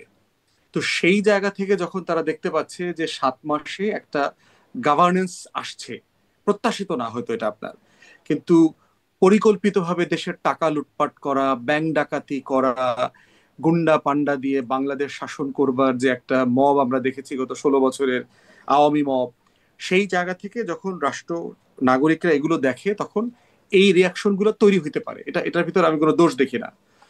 সময়ের ব্যাপারে যেটা হচ্ছে, প্রফেসর ইউনূস এবং তার কিন্তু আওয়ামী মবের অ্যাডমিনিস্ট্রেশন, পরে যে এখন পরের যে মবটা দেখলো সেই মবে, মানে সেই মবে তার আপনি বলছেন যে আশা আশা পাচ্ছে মানুষ, এতেও একটা শান্তি পাচ্ছে, মানে অল্পতেই শান্তি পাচ্ছে, কিন্তু তারপরে যে মবের কথাগুলো মাসুদ কামালও উল্লেখ করলেন, সেই মবে আবার পাল্টা একটা রিয়াকশন হয় না? পাল্টা রিয়াকশন তো হচ্ছে না, কারণ হচ্ছে যে এখানে ভিকটিম তো হচ্ছে তারা যারা গত 16 বছরে জালেম ছিল, এই জন্য তার ভিতরে তো কোনো কষ্ট হচ্ছে না এটা নিয়ে, কারণ তারা তো এই লোকগুলো যারা অত্যাচারিত ছিল, নির্যাতিত ছিল। প্রশ্ন হচ্ছে এটা কি অ্যাকসেপ্টেবল জিনিস কিনা। না, আপনি কখনোই বাটার দোকান, ফিলিস্তিন যদি আপনাকে বুলডোজ করেও দিয়ে দেয়, আপনি কোনো দোকান ভাঙতে পারেন না, এটা হলো বটম লাইন। সেটা বাটার দোকান হোক, সেটা কোনো ইহুদি মালিকের দোকান হোক, সেটা কোনো আমেরিকান কোম্পানি হোক, আপনি এটা করতে পারেন না, এটা হলো বটম লাইন। এটা ইসলামও শরীয়তও এটা অ্যালাউ করে না, কোনো সমাজের ন্যূনতম আইন শৃঙ্খলা কোনো কিছু অ্যালাউ করে না। তো এই জন্য এটা হইলো সিম্পলি ওই যে মাসুদ ভাই যেটা বলছে, যে এটা একটা ডাকাইত, মানে আপনার যে কোনো সিচুয়েশন থেকে তারা বেনিফিট নিতে চায় এই প্রতিবাদের জায়গা থেকে। এবং অধিকাংশ দেখেন ডমিনেন্ট মিছিল মিটিং গুলো কি হয়েছে, খুবই শান্তিপূর্ণ হয়েছে, ক্যাম্পাসে ক্যাম্পাসে, কলেজ বিশ্ববিদ্যালয়ে, পাড়ায় মহল্লায়। কি হয়েছে আপনার এরকম ঘটনা ঘটছে তো টোটাল 4-5টা ঘটনা, দোকান মাত্র ভাঙচুর হয়েছে। ব্যাপারটা তো এরকম না যে সারা বাংলাদেশে হাজার হাজার দোকান ভাঙচুর হয়েছে। কিন্তু গণমাধ্যমে আর পত্রিকা দেখে মনে হয়েছে যে বাংলাদেশে সম্ভবত সব বাটার দোকান পোড়ায়া ছারখার করে দিছে গতকালকে। বাস্তবে তা তো হয় নাই। তো এই জন্য হচ্ছে যে আমাদের এটা দেখার ক্ষেত্রে কিন্তু প্রপোর্শনেট হইতে হবে, যে কোন সময়টাতে কোন ঘটনাটাকে আমরা কতটুকু মাত্রা দিয়ে দেখতেছি। একটা অগ্রহণযোগ্য ঘটনা, এটা অগ্রহণযোগ্য রাখতে হবে, কিন্তু এটা বাড়াবাড়ি লেভেলে যাওয়া যাবে না। যেমন ওই যে আওয়ামী লীগের এমপি পিটাইছে আপনার জেল গেট থেকে, এটা এটা কেন করবে? প্রয়োজনে আমরা জাজের সমালোচনা করতে পারি যে তিনি মানে বেল দেওয়ার ক্ষেত্রে আইন মানছেন কিনা, আওয়ামী লীগের আমলেও কি উনি বিরোধী দলের নেতা কর্মীকে এভাবে বেল দিছেন কিনা, আপনি সেগুলো সমালোচনা করতে পারেন। তার পক্ষে কি এই এখনকার ফ্যাসিবাদ বিরোধী আন্দোলনের যারা ছিল এইসব দলের বড় বড় উকিলরা দাঁড়াইছে কিনা, আপনি সেগুলো সমালোচনা করতে পারেন। বিভিন্ন কোর্টে আমরা দেখছি বিএনপি জামাতের আইনজীবীরা দল নিয়ে গিয়ে আওয়ামী লীগের লোকদেরকে বেল করে বের করতেছে। কিন্তু একজন মানুষ বেইল পাওয়ার পরে তাকে জেল গেটে হেনস্থা করা, মারা, এটা তো এক্স্যাক্টলি যেটা আওয়ামী লীগ করছে, জেল গেট থেকে আবার শোন অ্যারেস্ট দেখাইছে। তো সেই জায়গাতে অবশ্যই আমরা গভর্নেন্সের একটা ইমপ্রুভমেন্ট দেখতে চাই। এবং এটা এমন না যেটা ওয়াইড স্প্রেড, এটা সিস্টেম্যাটিক, এটা না। এগুলোকে আমি খুবই আইসোলেটেড ঘটনা হিসেবে দেখি, খুবই বিচ্ছিন্ন ঘটনা। এগুলো সারা বাংলাদেশে হচ্ছে ব্যাপারটা তা না। তাহলে আওয়ামী লীগের হাজার হাজার লোক বেইল দিয়ে বের হয়ে আসতে পারতো না, তারা জেল গেটে মান খেত। আওয়ামী লীগের অনেক বড় বড় নেতারা জেলায় উপজেলায় আপনার দিব্যি বেল নিয়ে বের হয়ে চলে আসছে, বিদেশ চলে কিন্তু বেল গেছে, পাবে না কেন? সীমান্তের। মানে বেল আপনারা আইনজীবী হিসেবে আরো ভালো বলতে পারবেন। কেন পাবে না? অবশ্যই পাবে, বেইলের যোগ্য হলে অবশ্যই পাবে, কেন পাবে না? হুম। প্রশ্ন হচ্ছে বিচারকের সমালোচনা করা যেতে পারে যে আপনি আওয়ামী লীগের নেতা, তাকে আপনি ফেভার করলেন কিনা, আপনি ঘুষ খাইলেন কিনা, এখানে বিএনপি জামাতের আইনজীবীরা টাকা পয়সা নিয়ে ও তাকে বেইলের ব্যবস্থা করে দিছে কিনা, আপনি সেগুলো নিয়ে কথা বলতে পারেন, সেগুলো নিয়ে কথা বলতে আমি কোনো দোষ দেখি না। কিন্তু প্রশ্ন হচ্ছে জেল গেটে বেইল পাওয়ার পরে তার গায়ে হাত তোলা কোনোভাবেই গ্রহণযোগ্য না। সে আওয়ামী লীগের ক্রিমিনাল হইলে তাকে আবার মামলা দিবেন, তাকে আবার গ্রেফতার করবেন তদন্ত সাপেক্ষে, তাকে বিচার করতে হবে, কিন্তু গায়ে হাত তোলা এটা আনএক্সেপ্টেবল। জি, আমি একটু জনাব মাসুদ কামাল আপনার কাছ থেকেও যে প্রশ্নটা আমি ব্যারিস্টার ফুয়াদকে করছিলাম আপনার কাছেও করি, যে এই যে বিষয় যে 5 বছর এই যে একটা হাইপ উঠানো হচ্ছে, সেটা কি আসলে উদ্দেশ্যমূলকভাবে উঠানো হচ্ছে নাকি এমনি স্বাভাবিকভাবে উঠছে? এখানে না দুটোই আছে, দুটোই আছে, দুটোই আছে এরকম যে প্রথমত ওনার কিছু সমালোচনা আছে, সমালোচনা সবারই আছে, কার নাই? পৃথিবীতে আপনি একটা লোক বাইর করতে পারবেন যার সব ভালো? পারবেন না তোর ভাই। কিছু ভালো কিছু মন্দ এটা তো সবারই আছে। পৃথিবীর যে সবচেয়ে ভালো মানুষটা তারও কিছু খারাপ দিক আছে, আবার সবচেয়ে খারাপ মানুষটারও কিছু ভালো দিক আছে। তো ডক্টর ইউনূসকে আমি মনে করি উনি শাসক হিসেবে ভালো না, ভালো না, উনি যোগ্য শাসক নন, আমি এটা মনে করি, এটা আমার অপিনিয়ন। কিন্তু আবার উনি চোর না, আমি আবার এটাও মনে করি। এখন একজন লোক তেমন কোনো কাজের না কিন্তু চোর না, আবার একজন লোক অনেক কাজের অনেক চোর, আমি কোনটা পছন্দ করব? আমি তো এতদিন অনেক কাজের অনেক চোরের পাল্লায় ছিলাম, সবই চুরি করে নিয়ে যাচ্ছিল। মাঝে মাঝে আমি নিজের কাপড় চোপড় চেক করতাম যে আছে কিনা, আগে চুরি হয়ে গেছে, অবস্থা এরকম ছিল আগের ঘটনাগুলো আমি বলি। তো তার বিপরীতে আমরা এরকম একজন লোক পেয়েছি, যে লোকটা আর যাই হোক চোর না, এটুকু তো বুঝি। ওনার যারা উপদেষ্টা আছে, দু একজন সম্পর্কে কিছু কিছু কথা শুনি, দুই তিনজন সম্পর্কে আমি বলতে পারবো, বাকিরা মোটামুটি অকর্মণ্য বলি কিন্তু চোর বলি না, তাই না? এটা কিন্তু একটা পজিটিভ দিক। তো এই জায়গাটাতে ওনার প্রতি সাধারণ মানুষের এক ধরনের আস্থা তৈরি হয়েছে, যে আর যাই হোক ব্যাংক ট্যাঙ্ক তো সব লুটপাট করে নিয়ে যাচ্ছে না, এরকম একটা ধারণা কিন্তু মানুষের মধ্যে আছে। আবার একটু থাকার পরে তার সবকিছু মাফ হয়ে যাচ্ছে তাও না, কিন্তু বিপরীত দিকে যেটা আগে ছিল না, গত কিছুদিন ধরে আমি খেয়াল করতেছি যে একটা গ্রুপ খুব সতর্কভাবে এবং খুব সক্রিয়ভাবে এই ধরনের একটা ধারণা সমাজে প্রচার করার চেষ্টা করছেন যে ডক্টর ইউনূসেরই 5 বছর থাকা উচিত। কেউ কেউ বলছেন যে অন্তত পক্ষে শেখ হাসিনার মেয়াদ যতদিন ছিল ততদিন থাকা উচিত। এইগুলি কিন্তু তারা সুকৌশলে বলছেন, বাট এটা আসলে আনফর্চুনেট, এটা আসলে আমি মনে করি উচিত না। উচিত না, আমি উদাহরণ দিয়ে বলি আপনাকে। এই যে সামিট টামিট হচ্ছে না, এই যে বিভিন্ন রকম মেলা টেলা হচ্ছে না, বিনিয়োগকারীরা আসতেছে, আলোচনা হচ্ছে, বিনিয়োগ কিন্তু হবে না ভাই। হবে না কেন? যারা বিনিয়োগ করবে তারা কিন্তু পলিটিক্সের না, তারা কিন্তু রাজনীতি বুঝে না, তারা বুঝে প্রফিট। সোজা হিসাব, আপনার এখানে বিনিয়োগ করবে আপনাকে ভালোবেসে না, আপনাকে বিনিয়োগ করবে আপনার এখানে বিনিয়োগ করে তার প্রফিট হবে, এই কারণে সে বিনিয়োগ করবে। এটা সারা দুনিয়ার নিয়ম। তো প্রফিটের মূল জিনিসটা কি? সাস্টেনেবিলিটি। যে আমি নিশ্চয়তা চাই 5 বছরে, আমি যে টাকাটা এনে বিনিয়োগ করব, আমি কি জানবো যে তুমি কতদিন থাকবা? থাকবে না। এই গভর্নমেন্ট কি, গভর্নমেন্টের নামটা কি? অন্তর্বর্তীকালীন সরকার। মানে এটা কোনো রেগুলার গভর্নমেন্ট কিন্তু না। একটা গভর্নমেন্ট আসবে, সেই গভর্নমেন্ট আসতে আসতে যতদিন সময় লাগবে ততদিন এরা থাকবেন। তো এদের কাজ হলো নতুন একটা গভর্নমেন্ট আসার পথটাকে মসৃণ করে দেওয়া, এদের একটা বেসিক কাজ। এরা অন্য অন্য কাজকে বেসিক কাজ বলতেছে, ওটা অন্যায় করতেছে তারা। তাদের মূল কাজ হলো আরেকটা গভর্নমেন্ট আসার পথটাকে মসৃণ করা, এটা তাদের মূল কাজ। পাশাপাশি তার আরেকটা কাজ যেটাকে সাবসিডিয়ারি কাজ হিসেবে বলা হচ্ছে, কেউ কেউ বলছে আপনি সংস্কার করবেন, অমুক করবেন। আমি মনে করি এদের পক্ষে সংস্কার করা সম্ভব না। আমি কেন মনে করি তাও আপনাকে বলি। 8 মাস হয়ে গেছে, 8 মাসে তারা সংস্কারের পথে এক কদম এগিয়ে পারে নাই, বরং আরো ঝামেলা পাকাইতেছে। এটার মূল কারণ হলো তারা যে সমস্ত সংস্কার কমিশন গঠন করছে, এই কমিশনগুলি ছিল বিতর্কিত কমিশন। একটা কমিশনকে আমি আপ টু দ্য মার্ক মনে করি না, আমি মনে করি না পার্সোনালি। তো এই কমিশনগুলি দিয়ে ভালো কিছু আসবে না। তো সেই কমিশন আবার পলিটিক্যাল পার্টিগুলোর সঙ্গে বসতেছে। ভালো হতো যদি ওই কমিশনগুলো ওই পলিটিক্যাল পার্টিদের রিপ্রেজেন্টেটিভদের নিয়ে গঠিত হতো, প্রত্যেক পার্টিতে একটা নিতে, তাহলে আবার এই এখন সময় ক্ষেপণটা হতো না। কাজে এরা সংস্কার করতে পারবে না। এদের মূল কাজ হলো একটা ইলেকশন দেওয়া। সেই ইলেকশন না দেওয়া পর্যন্ত, নতুন একটা গভর্নমেন্ট না আসা পর্যন্ত, যত লোকেই যত প্রতিশ্রুতির কথা বলুক, আপনি নিশ্চিত থাকেন বড় কোনো বিনিয়োগ এদেশে আসবে না। ইম্পসিবল।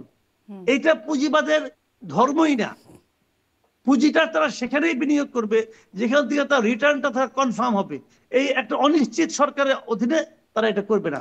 যে কারণে তাদের এই যে প্রচারণাটা 5 বছর চাই, এটা বেসিক্যালি করতেছেন ওই পিনাকি সাহেব। উনি তো ঘোষণায় দিয়ে নামছেন যে এই গভর্নমেন্টকে 5 বছর রাখতে হবে, আবার হাইপোথিসিস দিয়েছেন এর মধ্যে তারেক রহমানকে কেমন করে ঢুকাবেন, সব দল থেকে একজন দুজনকে নিবেন, নিলে আমাদের ফুয়াদ ভাই হইতে পারবেন একজন উপদেষ্টা।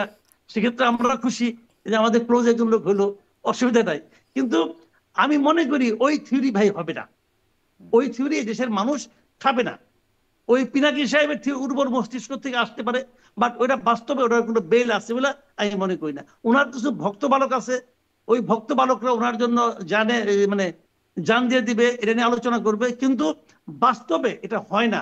একটা অনির্বাচিত সরকার 5 বছর থাকবে, এটা কোনো সুস্থ সমাজের ক্যারেক্টার হতে পারে না। মানে এর আগে 1/11 সরকার 2 বছর ছিল, এবারে সেটাও তো একটা বিষয় ছিল, 3 মাসের জায়গায় 2 বছর এসে থাকলো। 1/11 সরকার নিয়ে এখন আপনি প্রশংসা করে এরকম 2জন লোক খুঁজে বের করতে পারবেন? তাহলে ডক্টর ইউনূস কি সেই পরিণতিকে ইনভাইট করবেন? আমার মনে হয় উনি অত মূর্খ এখনো হন নাই। জি ব্যারিস্টার ফুয়াদ, ডক্টর ইউনূসকে সেই পরিণতিকে ইনভাইট করবেন?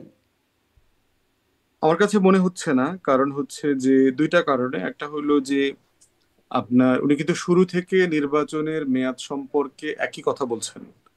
ডিসেম্বর থেকে জুন, মার্চ, 2 মাস 6 মাস যাই বেড়েছে, মোটা দাগে এটা পরিবর্তন হয় নাই। আর দ্বিতীয়ত হচ্ছে প্রফেসর ইউনূস ওনার জীবদ্দশার একদম শেষ প্রান্তে চলে এসেছেন। এই সময়টাতে ওনার যে গ্লোবাল ইমেজ আছে, সেই ইমেজটা উনি কম্প্রোমাইজ করবেন বলে আমার কাছে মনে হচ্ছে না। কারণ হচ্ছে যে সারা দুনিয়াতে ওনাকে যেভাবে চেনে, সারা দুনিয়াতে উনি একই কথা বলছেন, নির্বাচন, ট্রান্সফরমেশন, এগুলো নিয়ে। তো এই জায়গাতে এখন পর্যন্ত ওনাকে সাসপেক্ট করবো, ওনাকে সন্দেহ করবার মতো কোনো উপকরণ আমি দেখতে পাচ্ছি না। জি বাট প্রত্যাশা তো ডিফারেন্ট জিনিস। ধরেন রাজনৈতিক দলগুলোর কেউ কেউ বলছে যে ইমিডিয়েটলি নির্বাচন চাই, আবার রাজনৈতিক দলের একটা অংশ চাচ্ছে যে আগে সংস্কার হোক, বিচার হোক, তারপর নির্বাচনের আলাপ তুলতে হবে। ফাইন, কোনো সমস্যা নাই।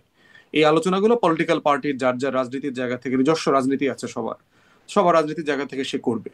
তো সেখানে এখন পর্যন্ত অন্তর্বর্তীকালীন সরকারের আপনার উদ্দেশ্য, লক্ষ্যকে অথবা মেয়াদকে সন্দেহ করবার মতো কোনো জিনিস আমি দেখতে পাচ্ছি না। জি কিন্তু মানে এই এটা তো একটা প্রশ্ন করাই হয় যে এই মেয়াদ আসলে কতদিন, 2 মাস 6 মাস 5 মাস বা জুন থেকে ডিসেম্বর থেকে জুন, আহ, দরকার হলে আরো বেশি বা আরো কম, ডিসেম্বরের মধ্যেই জুলাই আগস্টের মধ্যেই নির্বাচন করতে অনেক, আসলে এটার কোনো আইনি কাঠামো তো নাই বা কিছুর মধ্যে তো ধরা বাঁধা করা যাচ্ছে না। আর দরকার নাই তো, কারণ হচ্ছে যে আপনার যুদ্ধ হয়ে গেছে। দেখেন, আমাদের 70 সালে একটা নির্বাচন হইলো, নির্বাচনে আওয়ামী লীগ জিতলো, ক্ষমতা হস্তান্তর নিয়েই তো যুদ্ধটা হইলো।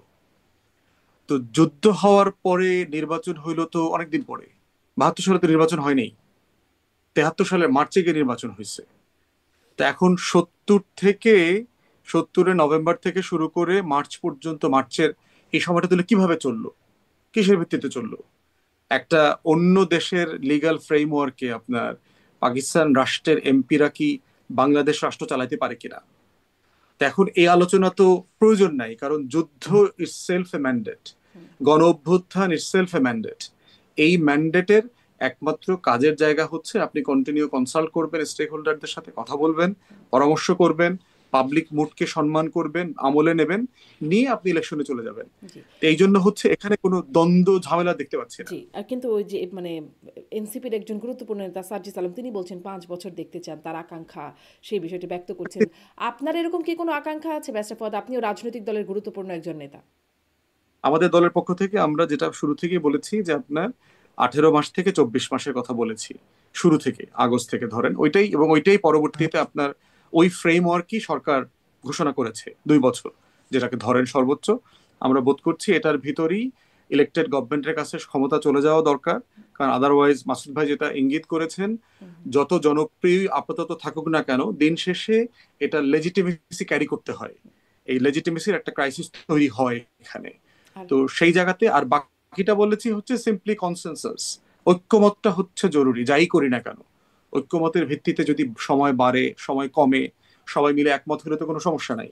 যদি এর ভিতরে সবাই একমত হয় যে সাডেনলি ঘুম থেকে উঠে দেখলাম যে একটা জাতীয় সরকার হচ্ছে, সবাই মিলে হোক, সমস্যা নাই, দেশের সবাই যদি একমত হয়। আমাদের এসব ব্যাপারে ফ্লেক্সিবিলিটি আছে। আমরা বলেছি জাতীয় ঐক্য এবং একমত, এই দুইটা জিনিস আমাদের কাছে গুরুত্বপূর্ণ। জি আসবো, এই ঐক্যমত কমিশনও আসলে কি করছে সেটা নিয়ে একটু কথা বলবো, কিন্তু মাসুদ কামাল আরেকটা প্রশ্ন তুললেন যে সংস্কার আসলে এই সরকার করতে পারবে না।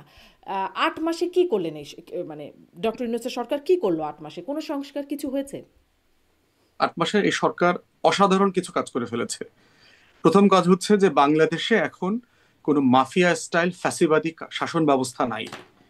আমি আপনি আজকে, আপনি তো বাইরে আছেন, আপনার ঘুমের সমস্যা নাই, আমরা তো যথেষ্ট ঘুমের ঝামেলাতে ছিলাম। মাসুদ কামাল ভাইকে তো লুকায় থাকতে হয়তো হয় নাই, অথবা ওনাকে গ্রেফতার করা হবে এই আতঙ্কে উনি ছিলেন কিনা আমি খুব বেশি জানি না, জিজ্ঞেস করি নাই কখনো। বাট আমাদের তো এই আতঙ্কের ভিতর জীবনযাপন করতে হয়েছে। এখন আরেকটা বাংলাদেশে পক্ষকে আতঙ্কে থাকতে হয়। তারা আতঙ্কিত আছে নিজের কাজের আমলের কারণে আর কি। বর্তমান সরকার তাদেরকে পিটায়া আতঙ্কিত করে রাখছে, ব্যাপারটা এরকম না। না ওই যে এটা স্টেট মানে স্পন্সর। জেলখানায় বেল পায়, বেল পাওয়ার পরে মাইর খায়, সেখানেও আর কি এই বিষয়গুলো তো হচ্ছে, বাড়িঘর ভাঙচুর হয়, লুটপাট হয়ে যায়। কয়জন সেটা আপনি সংখ্যা গুনেন? এটা মানে খুবই রেয়ার, এবং এটা স্টেট স্পন্সর্ড কিনা আপনাকে পার্থক্যটা দেখতে হবে। একটা হচ্ছে ধরেন আপনি স্থানীয়ভাবে আমাকে 15 বছর পিটাইছেন, এলাকা ছাড়া করছেন, আমি এখন সুযোগ পাইছি, এখন এসে আপনাকে এলাকায় পিটাইতেছি। প্রশ্ন হচ্ছে এটা কি রাষ্ট্র করছে কিনা? কিন্তু গত 16 বছরে যে জুলুমের শিকার আমরা হয়েছি সেটা হচ্ছে স্টেট স্পন্সার্ড হ্যারাসমেন্ট, যেটা রাষ্ট্র ডিজিএফআই দিয়ে, এনএসআই দিয়ে, পুলিশ দিয়ে, র্যাব দিয়ে, বিজিবি দিয়ে, এসবি দিয়ে, ডিবি দিয়ে, আয়নাঘর দিয়ে কন্টিনিউ আমাদেরকে চেস করছে, কিন্তু কন্টিনিউ মানে চেস মানুষের করেছে। জীবনে পার্থক্যটা কি? আমি আসলে এই জন্য এইভাবে প্রশ্নটা করতে চাই যে তখন আসলে মানে সাধারণ গুন্ডাপান্ডার বদলে রাষ্ট্রীয় গুন্ডাপান্ডা কাজ করেছে, এখন রাষ্ট্রীয় গুন্ডাপান্ডারা চুপ আছে, সাধারণ গুন্ডাপান্ডারা কাজ করছে, মানুষের জীবনে ইম্প্যাক্টটা তো মানে পড়ছেই। একটা বিষয় হলো, দেখেন এলাকাতে আওয়ামী লীগ তো নাই, পলাতক তো, নিজ নিজ দায়িত্বে পালিয়ে চলে গেছে। আমি 5 দিন আপনার বরিশালে ছিলাম। আমি তো এলাকায় গিয়ে শুনলাম কোন আওয়ামী লীগের লোকজন তো এলাকাতে নাই। তাহলে আপনি যে তার উপরে গুন্ডামিটা করবেন সেটা তো নাই, সে নিজ দায়িত্বে পালিয়ে চলে গেছে। এটা তো একটা ফান্ডামেন্টাল ডিফারেন্স, যে 14 বছর 15 বছরে আমরা তো কোথাও পালায়া যেতে চাই নাই, আমরা এই এলাকাতে যে ছিলাম। কদিন আগেও দেখলাম একটা ঘটনা, স্থানীয় আওয়ামী লীগের কি যেন একটা পদে তিনি আছেন, সেখানে বা ছাত্রলীগের পদে বিএনপির যুবদল বিএনপির লোকজন গিয়ে সেখানে হামলা করলো, উপদেষ্টা মাহফুজ আলমের বাবা সেটা আর থামাতে গিয়ে সেখানে তিনিও আহত হলেন। আসলে সেই আওয়ামী লীগ বা ছাত্রলীগের নেতা, তিনি তার ভাতিজা হন। এই হচ্ছে অবস্থা। মানে এইরকম ঘটনা যদি সেখানে উপদেষ্টা মাহফুজ আলমের বাবা না হয়ে সাধারণ একজন মানুষের বাবা হতো, সাধারণ একজন মানুষ হতো, তাহলে আসলে কিছুই হতো না। এখন হয়তো আলোচনায় আসতে পরে দুঃখ প্রকাশও করা হচ্ছে, মানে এই ঘটনাগুলো তো ঘটছেই। আর একটু আগেও যেটি মাসুদ কামাল বলছেন 32 নাম্বার ভাঙচুর, বা যে কথাগুলো আমরাই আলোচনার মধ্যে আসছিলাম, হচ্ছে তো। বাংলাদেশে যা যা হওয়া উচিত ছিল তার 5%ও হয়নি ইনফ্যাক্ট। আমি পৃথিবীর 100-র উপরে গণ অভ্যুত্থানের ইতিহাস পড়েছি। আপনি যদি শুধু গণ অভ্যুত্থান পরবর্তী কোনো চ্যাপ্টার আলোচনা করতে চান, সেটা আপনার সাথে একদিন এক্সক্লুসিভলি কথা বলবো, যে পৃথিবীতে শুধু গণ অভ্যুত্থানের পরে কি কি হয়েছে, তার 1% ঘটনাও বাংলাদেশে ঘটে নাই। যা যা হওয়া উচিত ছিল বাংলাদেশে, সেই জায়গাতে মাথায় রাখতে হবে যে মানে আপনি মনে করছেন এগুলো রাষ্ট্র, উচিত ছিল, এগুলো হওয়া? মানে গণ অভ্যুত্থানের পরবর্তীতে যা হয় এটাই বাস্তবতা, এটাই সারা দুনিয়ার একটা রিয়েলিটি। এটাকে বলে ইমানসিপেটরি ভায়োলেন্স। মুক্তির একটা সহিংসতা আছে মানুষের সোসাইটিতে। আপনি শুধু প্যাসিফিস্ট আইডিয়াতে তো একটা সমাজ চলে না, একটা সমাজে ইমানসিপেটরি ভায়োলেন্স লাগে। যুদ্ধের সময় মুক্তিবাহিনীর লোকরা কি মানুষ মারে নাই? মুক্তিযোদ্ধারা কি লোক হত্যা করে নাই?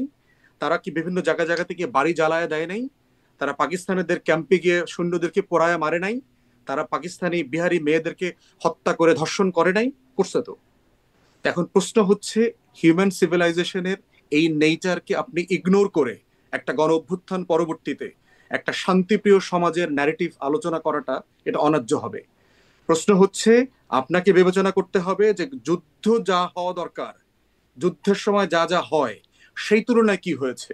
সারা দুনিয়ার গণ অভ্যুত্থানের পরবর্তী রিয়েলিটিতে যা যা হয়, যা যা হওয়ার কথা ছিল, তার তুলনায় বাংলাদেশে কি হয়েছে? বাংলাদেশে তার 1% হয়নি। অতএব সেই জায়গাতে বারবার এই আলাপটা তোলাটা হচ্ছে, এটাকে আমি ইন্ডিয়ান লেড স্পন্সার ডিসকোর্স মনে করি। যে এখনো এটা হচ্ছে, হবে তো। এটা তো বললাম যে 5% হয় নাই গণ অভ্যুত্থান পরবর্তী রিয়েলিটিতে। সরকারের অবদানের কথা জি। বলছেন। এই সরকার, আওয়ামী লীগ চলে যাওয়ার পরে দুইটা ঘটনা, বড় ঘটনা হওয়ার কথা ছিল। বাংলাদেশে একটা দুর্ভিক্ষ হওয়ার কথা ছিল, একটা গৃহযুদ্ধ হওয়ার কথা ছিল, তার কোনোটা হয় নাই। এই সরকারের সবচেয়ে বড় অবদান হচ্ছে বাংলাদেশকে একটা সেফ ল্যান্ডিং এর দিকে নিয়ে গেছে সে। বাংলাদেশে যে পরিমাণ ব্যাংক ডাকাতি হয়েছে, আমার ট্রেজারি খালি হয়ে গেছে, সেখান থেকে বাংলাদেশের ইতিহাসে সবচেয়ে বেশি রেমিটেন্স আসছে গত মাসে, $3.29 বিলিয়ন। এবং ইকোনমিস্টরা বলছে যদি এই কোর্স অনগো করে, ডিসেম্বর নাগাদ হয়তো এটা আমরা 35-40 বিলিয়নে আমরা চলে যাব। আমাদের এখন রিজার্ভ 25-26-এ চলে গেছে। আমাদের অ্যাচিভমেন্ট কি? অ্যাচিভমেন্ট কিন্তু লুটপাট বন্ধ হয়ে গেছে। অন অ্যাভারেজ বাংলাদেশে প্রতিদিন গত 16 বছরে 2500-3000 কোটি টাকা চুরি হয়েছে। বাংলাদেশে 7 মাসে হাজার হাজার কোটি টাকা ব্যাংক থেকে চুরি হয়ে যায় নাই। কি হয়েছে? আমাদের অর্থনীতি গেট ব্যাক করছে খুবই স্লোলি, খুবই স্লোলি, কিন্তু আমার ইকোনমি একটা সিচুয়েশনে দাঁড়াচ্ছে। বড় যেটা হয়েছে, আমার একটা গণতান্ত্রিক মূল্যবোধের কালচার তৈরি হচ্ছে। আমরা কথা বলছি, সমালোচনা করছি, দ্বিমত করছি। মাসুদ ভাই যে কণ্ঠে কথা বলছেন, 16 বছরে এই কণ্ঠের অবস্থা কি ছিল? আমাদেরকে কেউ টকশোতে ডেকেছে? একটা টকশো তো করি নাই গত 5 বছরে আওয়ামী লীগের, যে 5 বছরে আমি বাংলাদেশে রাজনীতি করছি। এখনো তো জাতীয় মানে আপনার কাছে বাংলাদেশের ন্যাশনাল টেলিভিশনগুলোতে আওয়ামী লীগের কেউ নাই। হ্যাঁ, এখন তো তাকে পাওয়া যাচ্ছে না। আমি ইনভাইট করেছি, আমি জিজ্ঞেস করেছি, বলছে আমরা ফোনে কাউকে পাচ্ছি না। আমি ইনভাইট করেছি, আমি বলেছি যে আপনাদের আওয়ামী লীগের লোকদেরকে ডাকেন না কেন। টকশোওয়ালারা বলেছে সিম্পলি তাদেরকে ফোনে পাওয়া যাচ্ছে না, যাদেরকে পাওয়া যাচ্ছে তারা নদীর ওই পারে।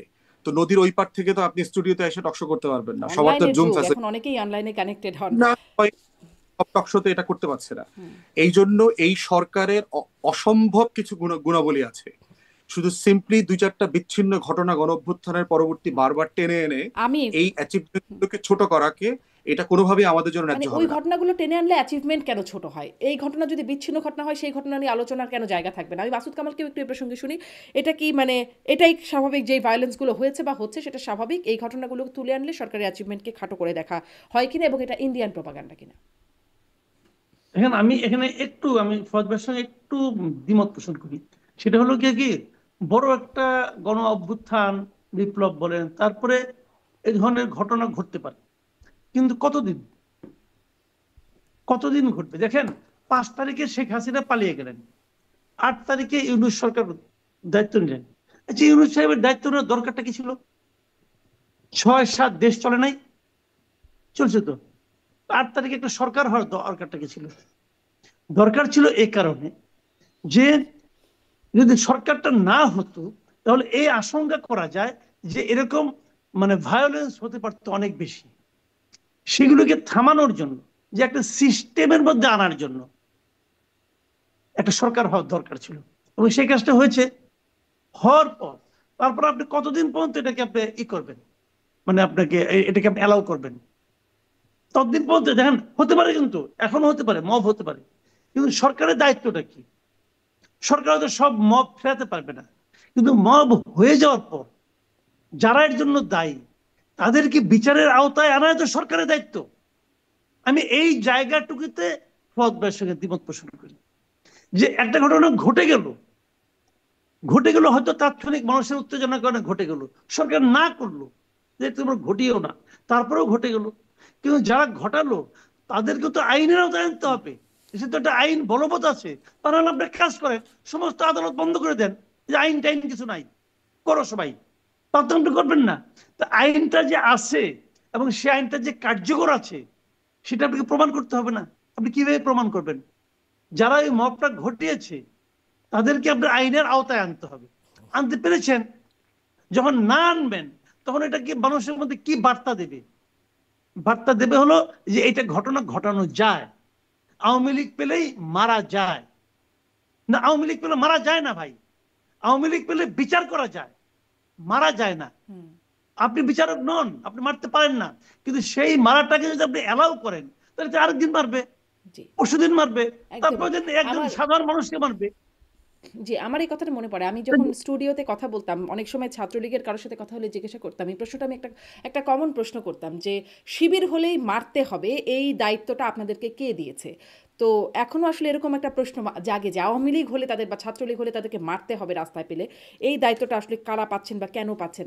আমি আসলে এটা কাউকে দেয় নাই। এবং এইটা একটা বিষয় হচ্ছে, একটা হলো যে একটা ঘটনা ঘটছে, আর একটা হচ্ছে এটা সিস্টেম্যাটিক কিনা, এটা স্টেট প্রভোক করছে কিনা, স্টেট এটাকে এনকারেজ করছে কিনা। স্টেট ডিসকারেজ যেভাবে যদি না হাসিনা, করে তাহলে কি বলবেন?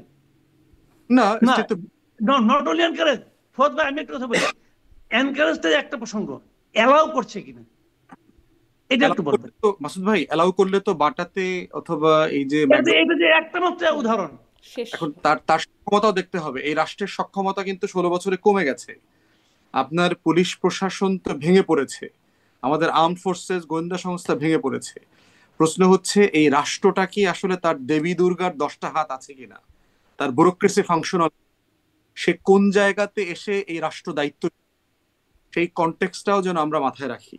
আমার প্রশ্ন হচ্ছে যে রাষ্ট্র এখানে সিস্টেম্যাটিকলি ওয়াইড এইগুলোকে প্রভোক করে এগুলো করাচ্ছে অথবা মানে এনকারেজ করতেছে, এই সাথে সাথে আমি একমত না।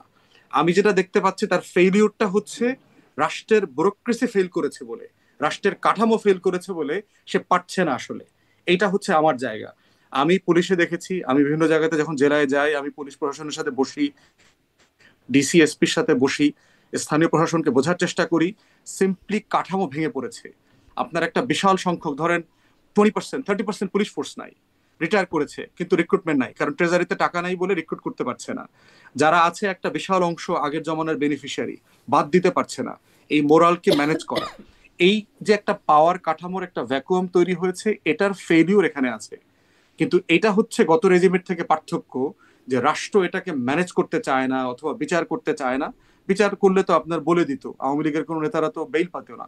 আমি তো সারা বাংলাদেশে দেখতেছি মানুষজন, এলাকার লোক খুবই বিরক্ত যে আওয়ামী লীগের লোকজন 3 মাসের মধ্যে কিভাবে বেল হয়ে চলে আসতেছে, 3 মাসের ভিতরে সে এলাকায় চলে আসতেছে, জামিন পেয়ে যাচ্ছে, জেলা আওয়ামী লীগের সেক্রেটারি, উপজেলা আওয়ামী লীগের সেক্রেটারি, সভাপতি।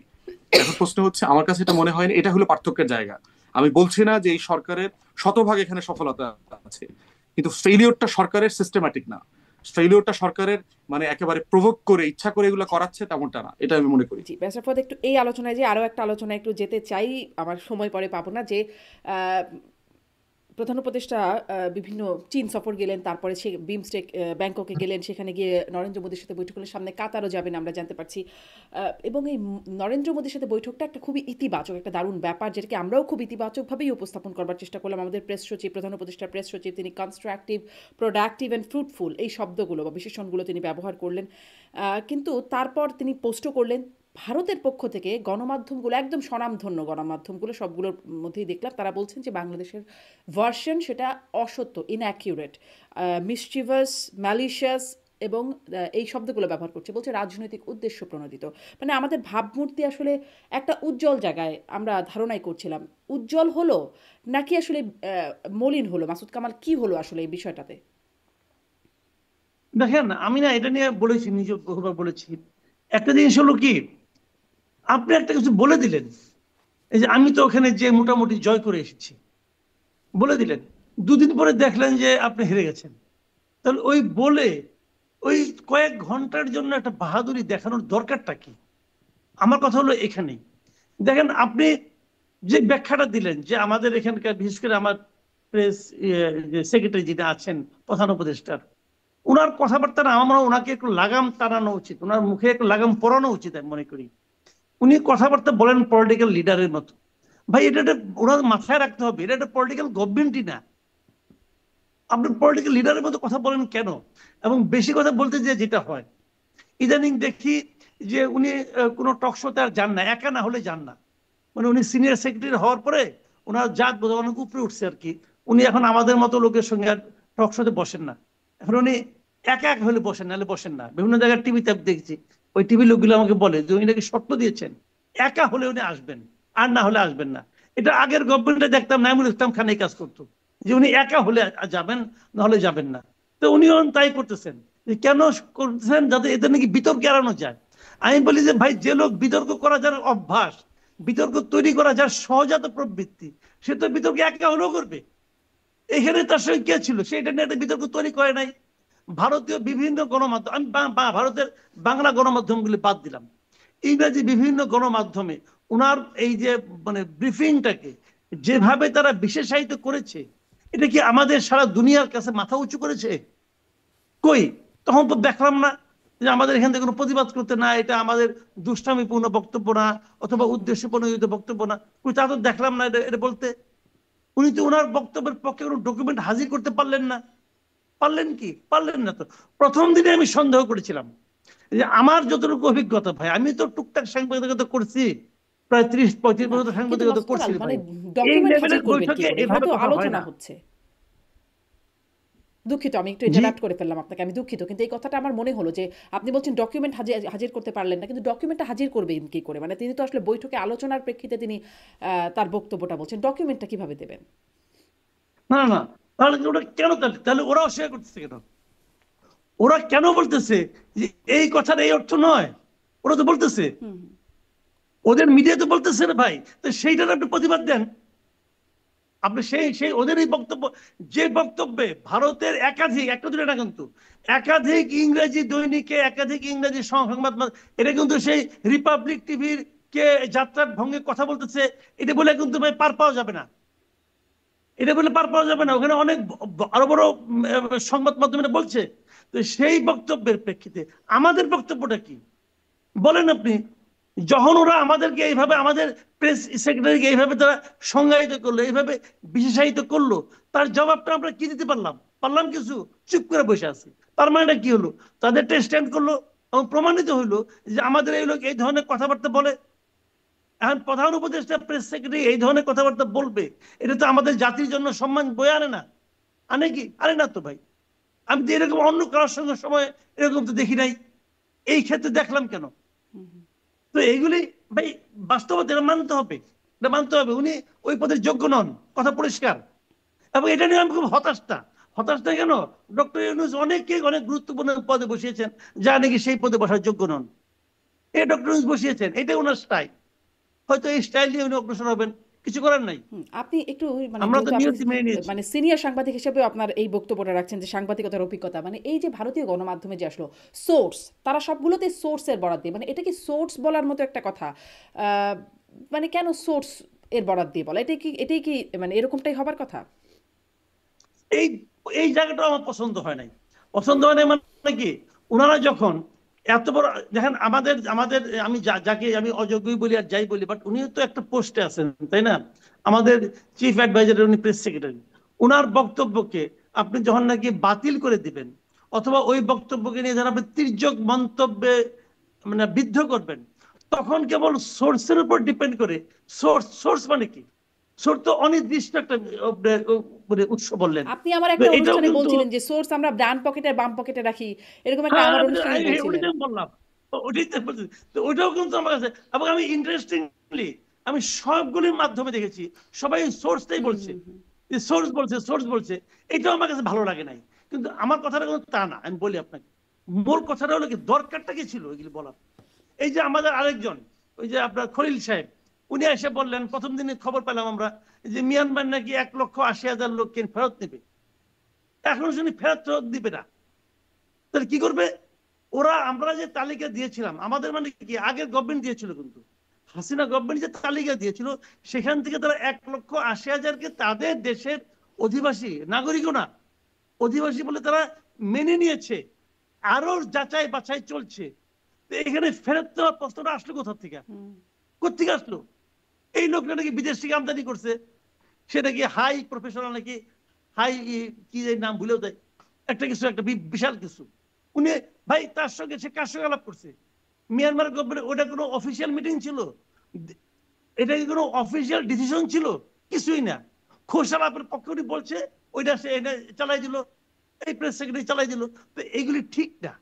আমি বলতে চাচ্ছি যে এইগুলি, এটা তো কোনো পলিটিক্যাল মিটিং না, এটা রাষ্ট্রের সঙ্গে রাষ্ট্রের মিটিং। আপনাকে এটা ওই লেভেলের মিটিংকে ওইভাবে মূল্যায়ন করতে হবে। এটা তো ভাই মানে ভাবনার জায়গা না। এই যে ভাবটা উনি নিল, এই যে কোথায় নিব, রোহিঙ্গাদের কোথায় নিব? আরাকানে নিব। আরাকান কি মিয়ানমার গভর্নমেন্টের দখলে আছে, কন্ট্রোলে আছে? তো কেমনি নিব সে, কিভাবে নিবে? এগুলো হলো বাদ কি বাদ, কোথায় কোথায় আলাপ হয়েছে, সেটাকে তারা সাফল্য হিসাবে ফুলে ফাঁপে মানে দেখাচ্ছে। তাহলে কি তারপরে একটা আমি আলপিনের দুটা খেয়ে শেষ। হ্যাঁ, এই প্রশ্নটাই ব্যারিস্টার ফুয়াদ, সরকারের এই মানে এই বক্তব্যগুলো, এগুলো কি শুধু এই ভাব নেওয়া হচ্ছে, আসলে কাজের জায়গায় খুব কিছু হচ্ছে না? আরও একটা যেই প্রশ্নটি, যে প্রেস সচিব এই বক্তব্যগুলো, সেগুলো আসলে প্রথমে তো হবার কথা, বা আমরা যেটা স্বাভাবিকভাবে আশা করি পররাষ্ট্র মন্ত্রণালয় থেকে একটা বক্তব্য আসবে, কিন্তু আমরা আসলে প্রথম কথা বা প্রথমেই যেই খবরগুলো পেলাম সেগুলো প্রেস সচিবের মুখ থেকেই পেলাম। এতেই কি ঝামেলা? আপনি কিভাবে দেখেন?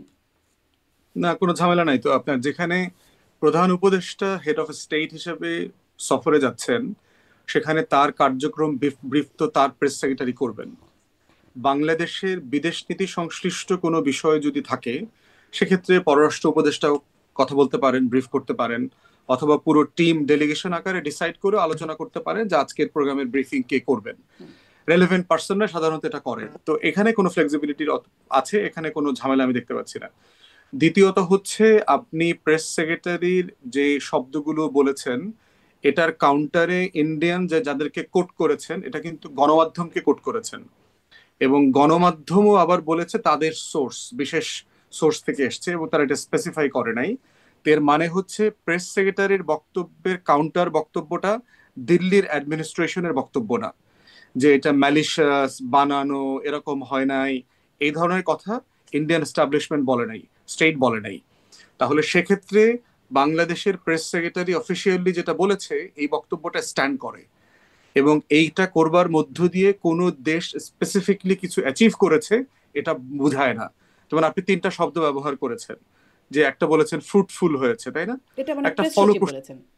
প্রেসিডেন্ট বলেছে, তো সমস্যা কি? একটা একটা মিটিং 7 মাস পরে 8 মাস পরে দুইটা হেড অফ স্টেটের মধ্যে হয়েছে। মিটিং হওয়াটা তো সেলফ একটা রেজাল্ট। মিটিংটা যে হয় নাই গত 8 মাসে, এই মিটিংটা যে হইছে, দুজনের দেখা হইছে, এই দেখা হওয়াটা সেলফ তো একটা রেজাল্ট। যে অ্যাটলিস্ট দূরত্ব চোখাচোখিটা তো হইলো। প্রেম না হয় হইলো প্রেম দেখায়, প্রেম হয় নাই এখন, এখানে কোনো রোমান্স তৈরি হয় নাই, কিন্তু অ্যাটলিস্ট দেখা তো হইলো একবার। তো এখানে এই শব্দটা দিয়ে কি ভারতের স্বার্থকে ছোট করা হয়েছে, হেয় করা হয়েছে? আমি তো দেখতে পাচ্ছি না তো এখানে। বরং আমি দেখলাম যে ভেরি কারেক্টলি এটা ওয়ার্ডিং করা হয়েছে, এবং এর ভিতর থেকে কোনো বাড়াবাড়ি আমি দেখতে পাচ্ছি না। তাহলে কোনো বরং যেটা প্রতিবাদ নাই কেন আমাদের পক্ষ থেকে, যে এই যে ভাষাগুলো ব্যবহার করলো এগুলো তো খুব শক্ত ভাষা? ভারতের গণমাধ্যম প্রত্যেক দিন বাংলাদেশ সম্পর্কে, আপনি যদি ভারতে এখন আমাদের যে প্রেস সেক্রেটারি আছে ভারতের অ্যাম্বাসিতে, বাংলাদেশের হাই কমিশনে, সে দেখবেন প্রত্যেক দিন ইন্ডিয়ান মিডিয়াতে বাংলাদেশ অংশে কি কি লেখা থাকে এটা একটা ব্রিফ করে, সে তার অনলাইনে দিয়ে দেয় দেখবেন। ফয়সাল মাহমুদ, সে হচ্ছে আমাদের এখানকার প্রেস সেক্রেটারি। তো সেখানে যদি আপনি দেখেন প্রত্যেক দিন বাংলাদেশকে হিউমিলিয়েট করে, ডিমিন করে, মিথ্যাচার, হুমকি ধামকি এগুলো করে।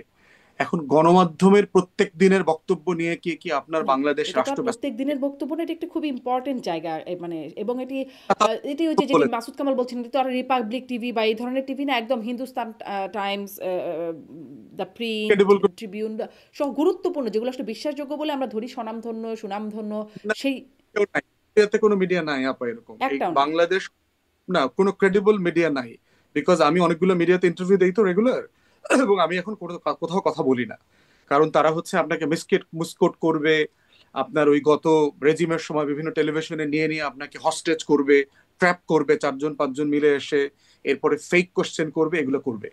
তো এই জায়গা থেকে আমাদের প্রশ্ন হচ্ছে যে একটা রাষ্ট্র আর একটা দেশের মিডিয়া নিয়ে বক্তব্য দিতে পারে না, এটা এটা এটা নর্মস না। আপনার দেশের মিডিয়া কথা বলুক, যেটা আমাদের জাতীয় গণমাধ্যমের দায়িত্ব হচ্ছে আমার রাষ্ট্রকে রিপ্রেজেন্ট করা। আমার বিদেশ রাষ্ট্র অথবা অন্যান্য রাষ্ট্র যারা আমার ভাবমূর্তি নষ্ট করবার চেষ্টা করছে তাদেরকে নিয়ে কথা বলা। বরং দেখেন যে বেইজিং সফরের সফলতা এবং আমাদের যে ট্রেড সামিট চলছে, এর মধ্য দিয়ে আজকে ভারত কি করেছে, আমাদের সাথে যে একটা ভেরি লো প্রোফাইলের ট্রান্সশিপমেন্ট এগ্রিমেন্ট ছিল, যে বাংলাদেশ থেকে আপনার বুড়িমারি ব্যবহার করে নেপালে, বাংলা বান্দা ব্যবহার করে ভুটানে আপনার স্থলপথে ইম্পোর্ট এক্সপোর্ট করা যাইতো, এই অংশটা তারা বাতিল করে দিয়েছে আজকে। আজকে বাতিল করে দিয়েছে। কেন বাতিল করে দিয়েছে? বেইজিং এ গিয়ে আপনার চায়নায় ইনভেস্টরদেরকে যেভাবে আপনার বাংলাদেশে ইনভাইট করা হয়েছে, তাদের বিজনেস পটেনশিয়াল তুলে ধরা হয়েছে, এখানে প্রচুর বিনিয়োগকারীরা এসছেন, তারা বোধ করছেন যে বাংলাদেশে বিনিয়োগ করলে তারা 7 সিস্টার্স থেকে শুরু করে নেপাল ভুটান পর্যন্ত অ্যাক্সেস করতে পারবেন তাদের পণ্যের। এই জায়গাটা যে নাই, এই সিম্পল কাজটা ভারত বোঝায় দিছে।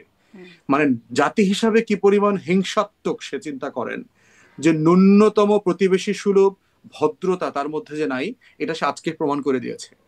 অতএব সেই জায়গাতে ভারতের গণমাধ্যমে কোথায় কে রিপোর্ট করেছে এটা লার্জলি স্কোর করতে হবে। জি। আপনি মোটা দাগে ধরেন ই করলেন, অ্যাড্রেস করলেন, প্রতিদিনকার ঘটনা এই শব্দ ওইটার সাথে একমত না, এটা করলে তো সারাদিন বাংলাদেশ রাষ্ট্রকে আপনার ওই ভারতের গণমাধ্যম নিয়ে ব্যস্ত থাকতে হবে। মাঝখানে কিন্তু করেছে, আমাদের আইএসপিআর করেছে, আমাদের ফরেন মিনিস্ট্রি করেছে, ভারতের গণমাধ্যমে সেনাবাহিনীকে নিয়ে যে বিভিন্ন মিথ্যাচার করা হয়েছে এগুলো নিয়ে তারা কিন্তু অলরেডি প্রতিবাদ রিজয়েন্ডার দিয়েছিল। জি, মাসুদ কামাল, একদম শেষ বক্তব্য, অনেকক্ষণ মানে আপনি সে বলবেন দীর্ঘ সময় হয়ে গেছে, এই মানে পুরো আলোচনার যে একটা সামারি টেনে একদম শেষ বক্তব্য আপনার কাছে চাই। না, এখানে আমি আমি যেখানে শেষ করি আর যে যে জায়গাটা আলোচনা চলছিল ওইটাই ধারাবাহিকতা ধরেই বলি। দেখেন, বৈঠক তো সফল হয়েছিল, আমরা এরকম মোটামুটি আমাদের দিক থেকে অনেক বলা বলি হয়েছে, বৈঠক সফল হয়েছে, আমাদের এখান থেকে ব্রিফিংও করা হয়েছে, ওরা কি বলেছে সেগুলো বলেছে। কিন্তু দেখেন কতগুলি পয়েন্ট কিন্তু মানে খুব সুকৌশলে বলা হয়নি। যেমন ভারত যেমন বলেছে যে নির্বাচিত সরকার, মানে একটা গণতন্ত্রের বেইজ হলো একটা ইলেকশন, নির্বাচন, এই কথাটা কিন্তু ভারতের পক্ষ থেকে বলা হয়েছে, এবং আমাদের ব্রিফিং এই কথাটা উল্লেখই করা হয় নাই। কেন? কারণ ওনারা নির্বাচনকে ভয় পান, ওনারা নির্বাচন দিতে চান না। আমি যদি এভাবে ব্যাখ্যা করতে তো পারি। সফল বৈঠক, সফল বৈঠক আর 1 সপ্তাহের মধ্যে ট্রান্সশিপমেন্ট বন্ধ, অফ করে দিয়েছেন ওরা। এবং ফুয়াদ ভাই যে কথাটা বলেছে আমি কিন্তু একমত, এই যেটা বন্ধ করেছে এতে আমাদের মহা কোনো ক্ষতি হয়ে যাবে আমি তা মনে করি না। কিন্তু এটা দিয়ে তাদের কি, তাদের আমাদের প্রতি তাদের যে মানসিকতাটা কি, মানে তারা যে আমাদের এই গভর্নমেন্টকে পছন্দ করছে না, সেটা তারা অফিসিয়ালি প্রমাণ করলো। এখন যদি অফিসিয়ালি এই প্রমাণটা তাদের করতে হয়, তাহলে ওই মিটিংকে আপনি সফল পাবেন কি হিসাবে বলেন ভাই? ওটাকে তাহলে আমি সফল বলবো কিভাবে? ওটা যদি সফল হয় তাহলে এটা হলো কেন? আবার দেখেন এটার এই ব্যাপারটা আমরা কিভাবে দেবো? এই যে ট্রান্সশিপমেন্ট ওরা আমাদের কাছ থেকে নেয় না, ওরা তো আর বেশি নেয়, ওরা তো আর বেশি নিচ্ছে। এখন ওটা যদি আমাদের গভর্নমেন্ট বন্ধ করে দেয় তাহলে কি হবে? এই বিষয়টা হলো কি, আমি জানি না আমাদের গভর্নমেন্ট কিভাবে এটাকে ট্যাকেল করবে। বাংলাদেশেও কি তার মানে প্রতিকার স্বরূপ ওইটাও আমাদেরটাও বন্ধ করে দিবে কিনা? আমাদের মংলা বন্দর, চিটাং বন্দর দিয়ে ওরা ট্রান্সশিপমেন্ট নিচ্ছে না? নিচ্ছে তো। কাজে এখন কি করবে গভর্নমেন্ট আমি জানি না, এটা গভর্নমেন্টের ব্যাপার, গভর্নমেন্ট কিভাবে এটাকে হ্যান্ডেল করবে। তবে আমি মনে করি আমাদের গভর্নমেন্ট এটাকে শক্তভাবে হ্যান্ডেল করা উচিত, এটা করা উচিত। জি, অনেক ধন্যবাদ, অনেক ধন্যবাদ জনাব মাসুদ কামাল, অনেক ধন্যবাদ ব্যারিস্টার ফুয়াদ। আপনাদের দুজনকেই এতক্ষণ সাথে থাকবার জন্য ধন্যবাদ। আপনাদেরও দর্শক যারা এতক্ষণ সাথে ছিলেন, আজকের মতো বিদায় নিচ্ছি। আইবিটিভির নিয়মিত আয়োজন রাজনীতির এপিট ওপিট থেকে আপনারা সাবস্ক্রাইব করুন, লাইক করুন, কমেন্টস করুন, সাথে থাকুন।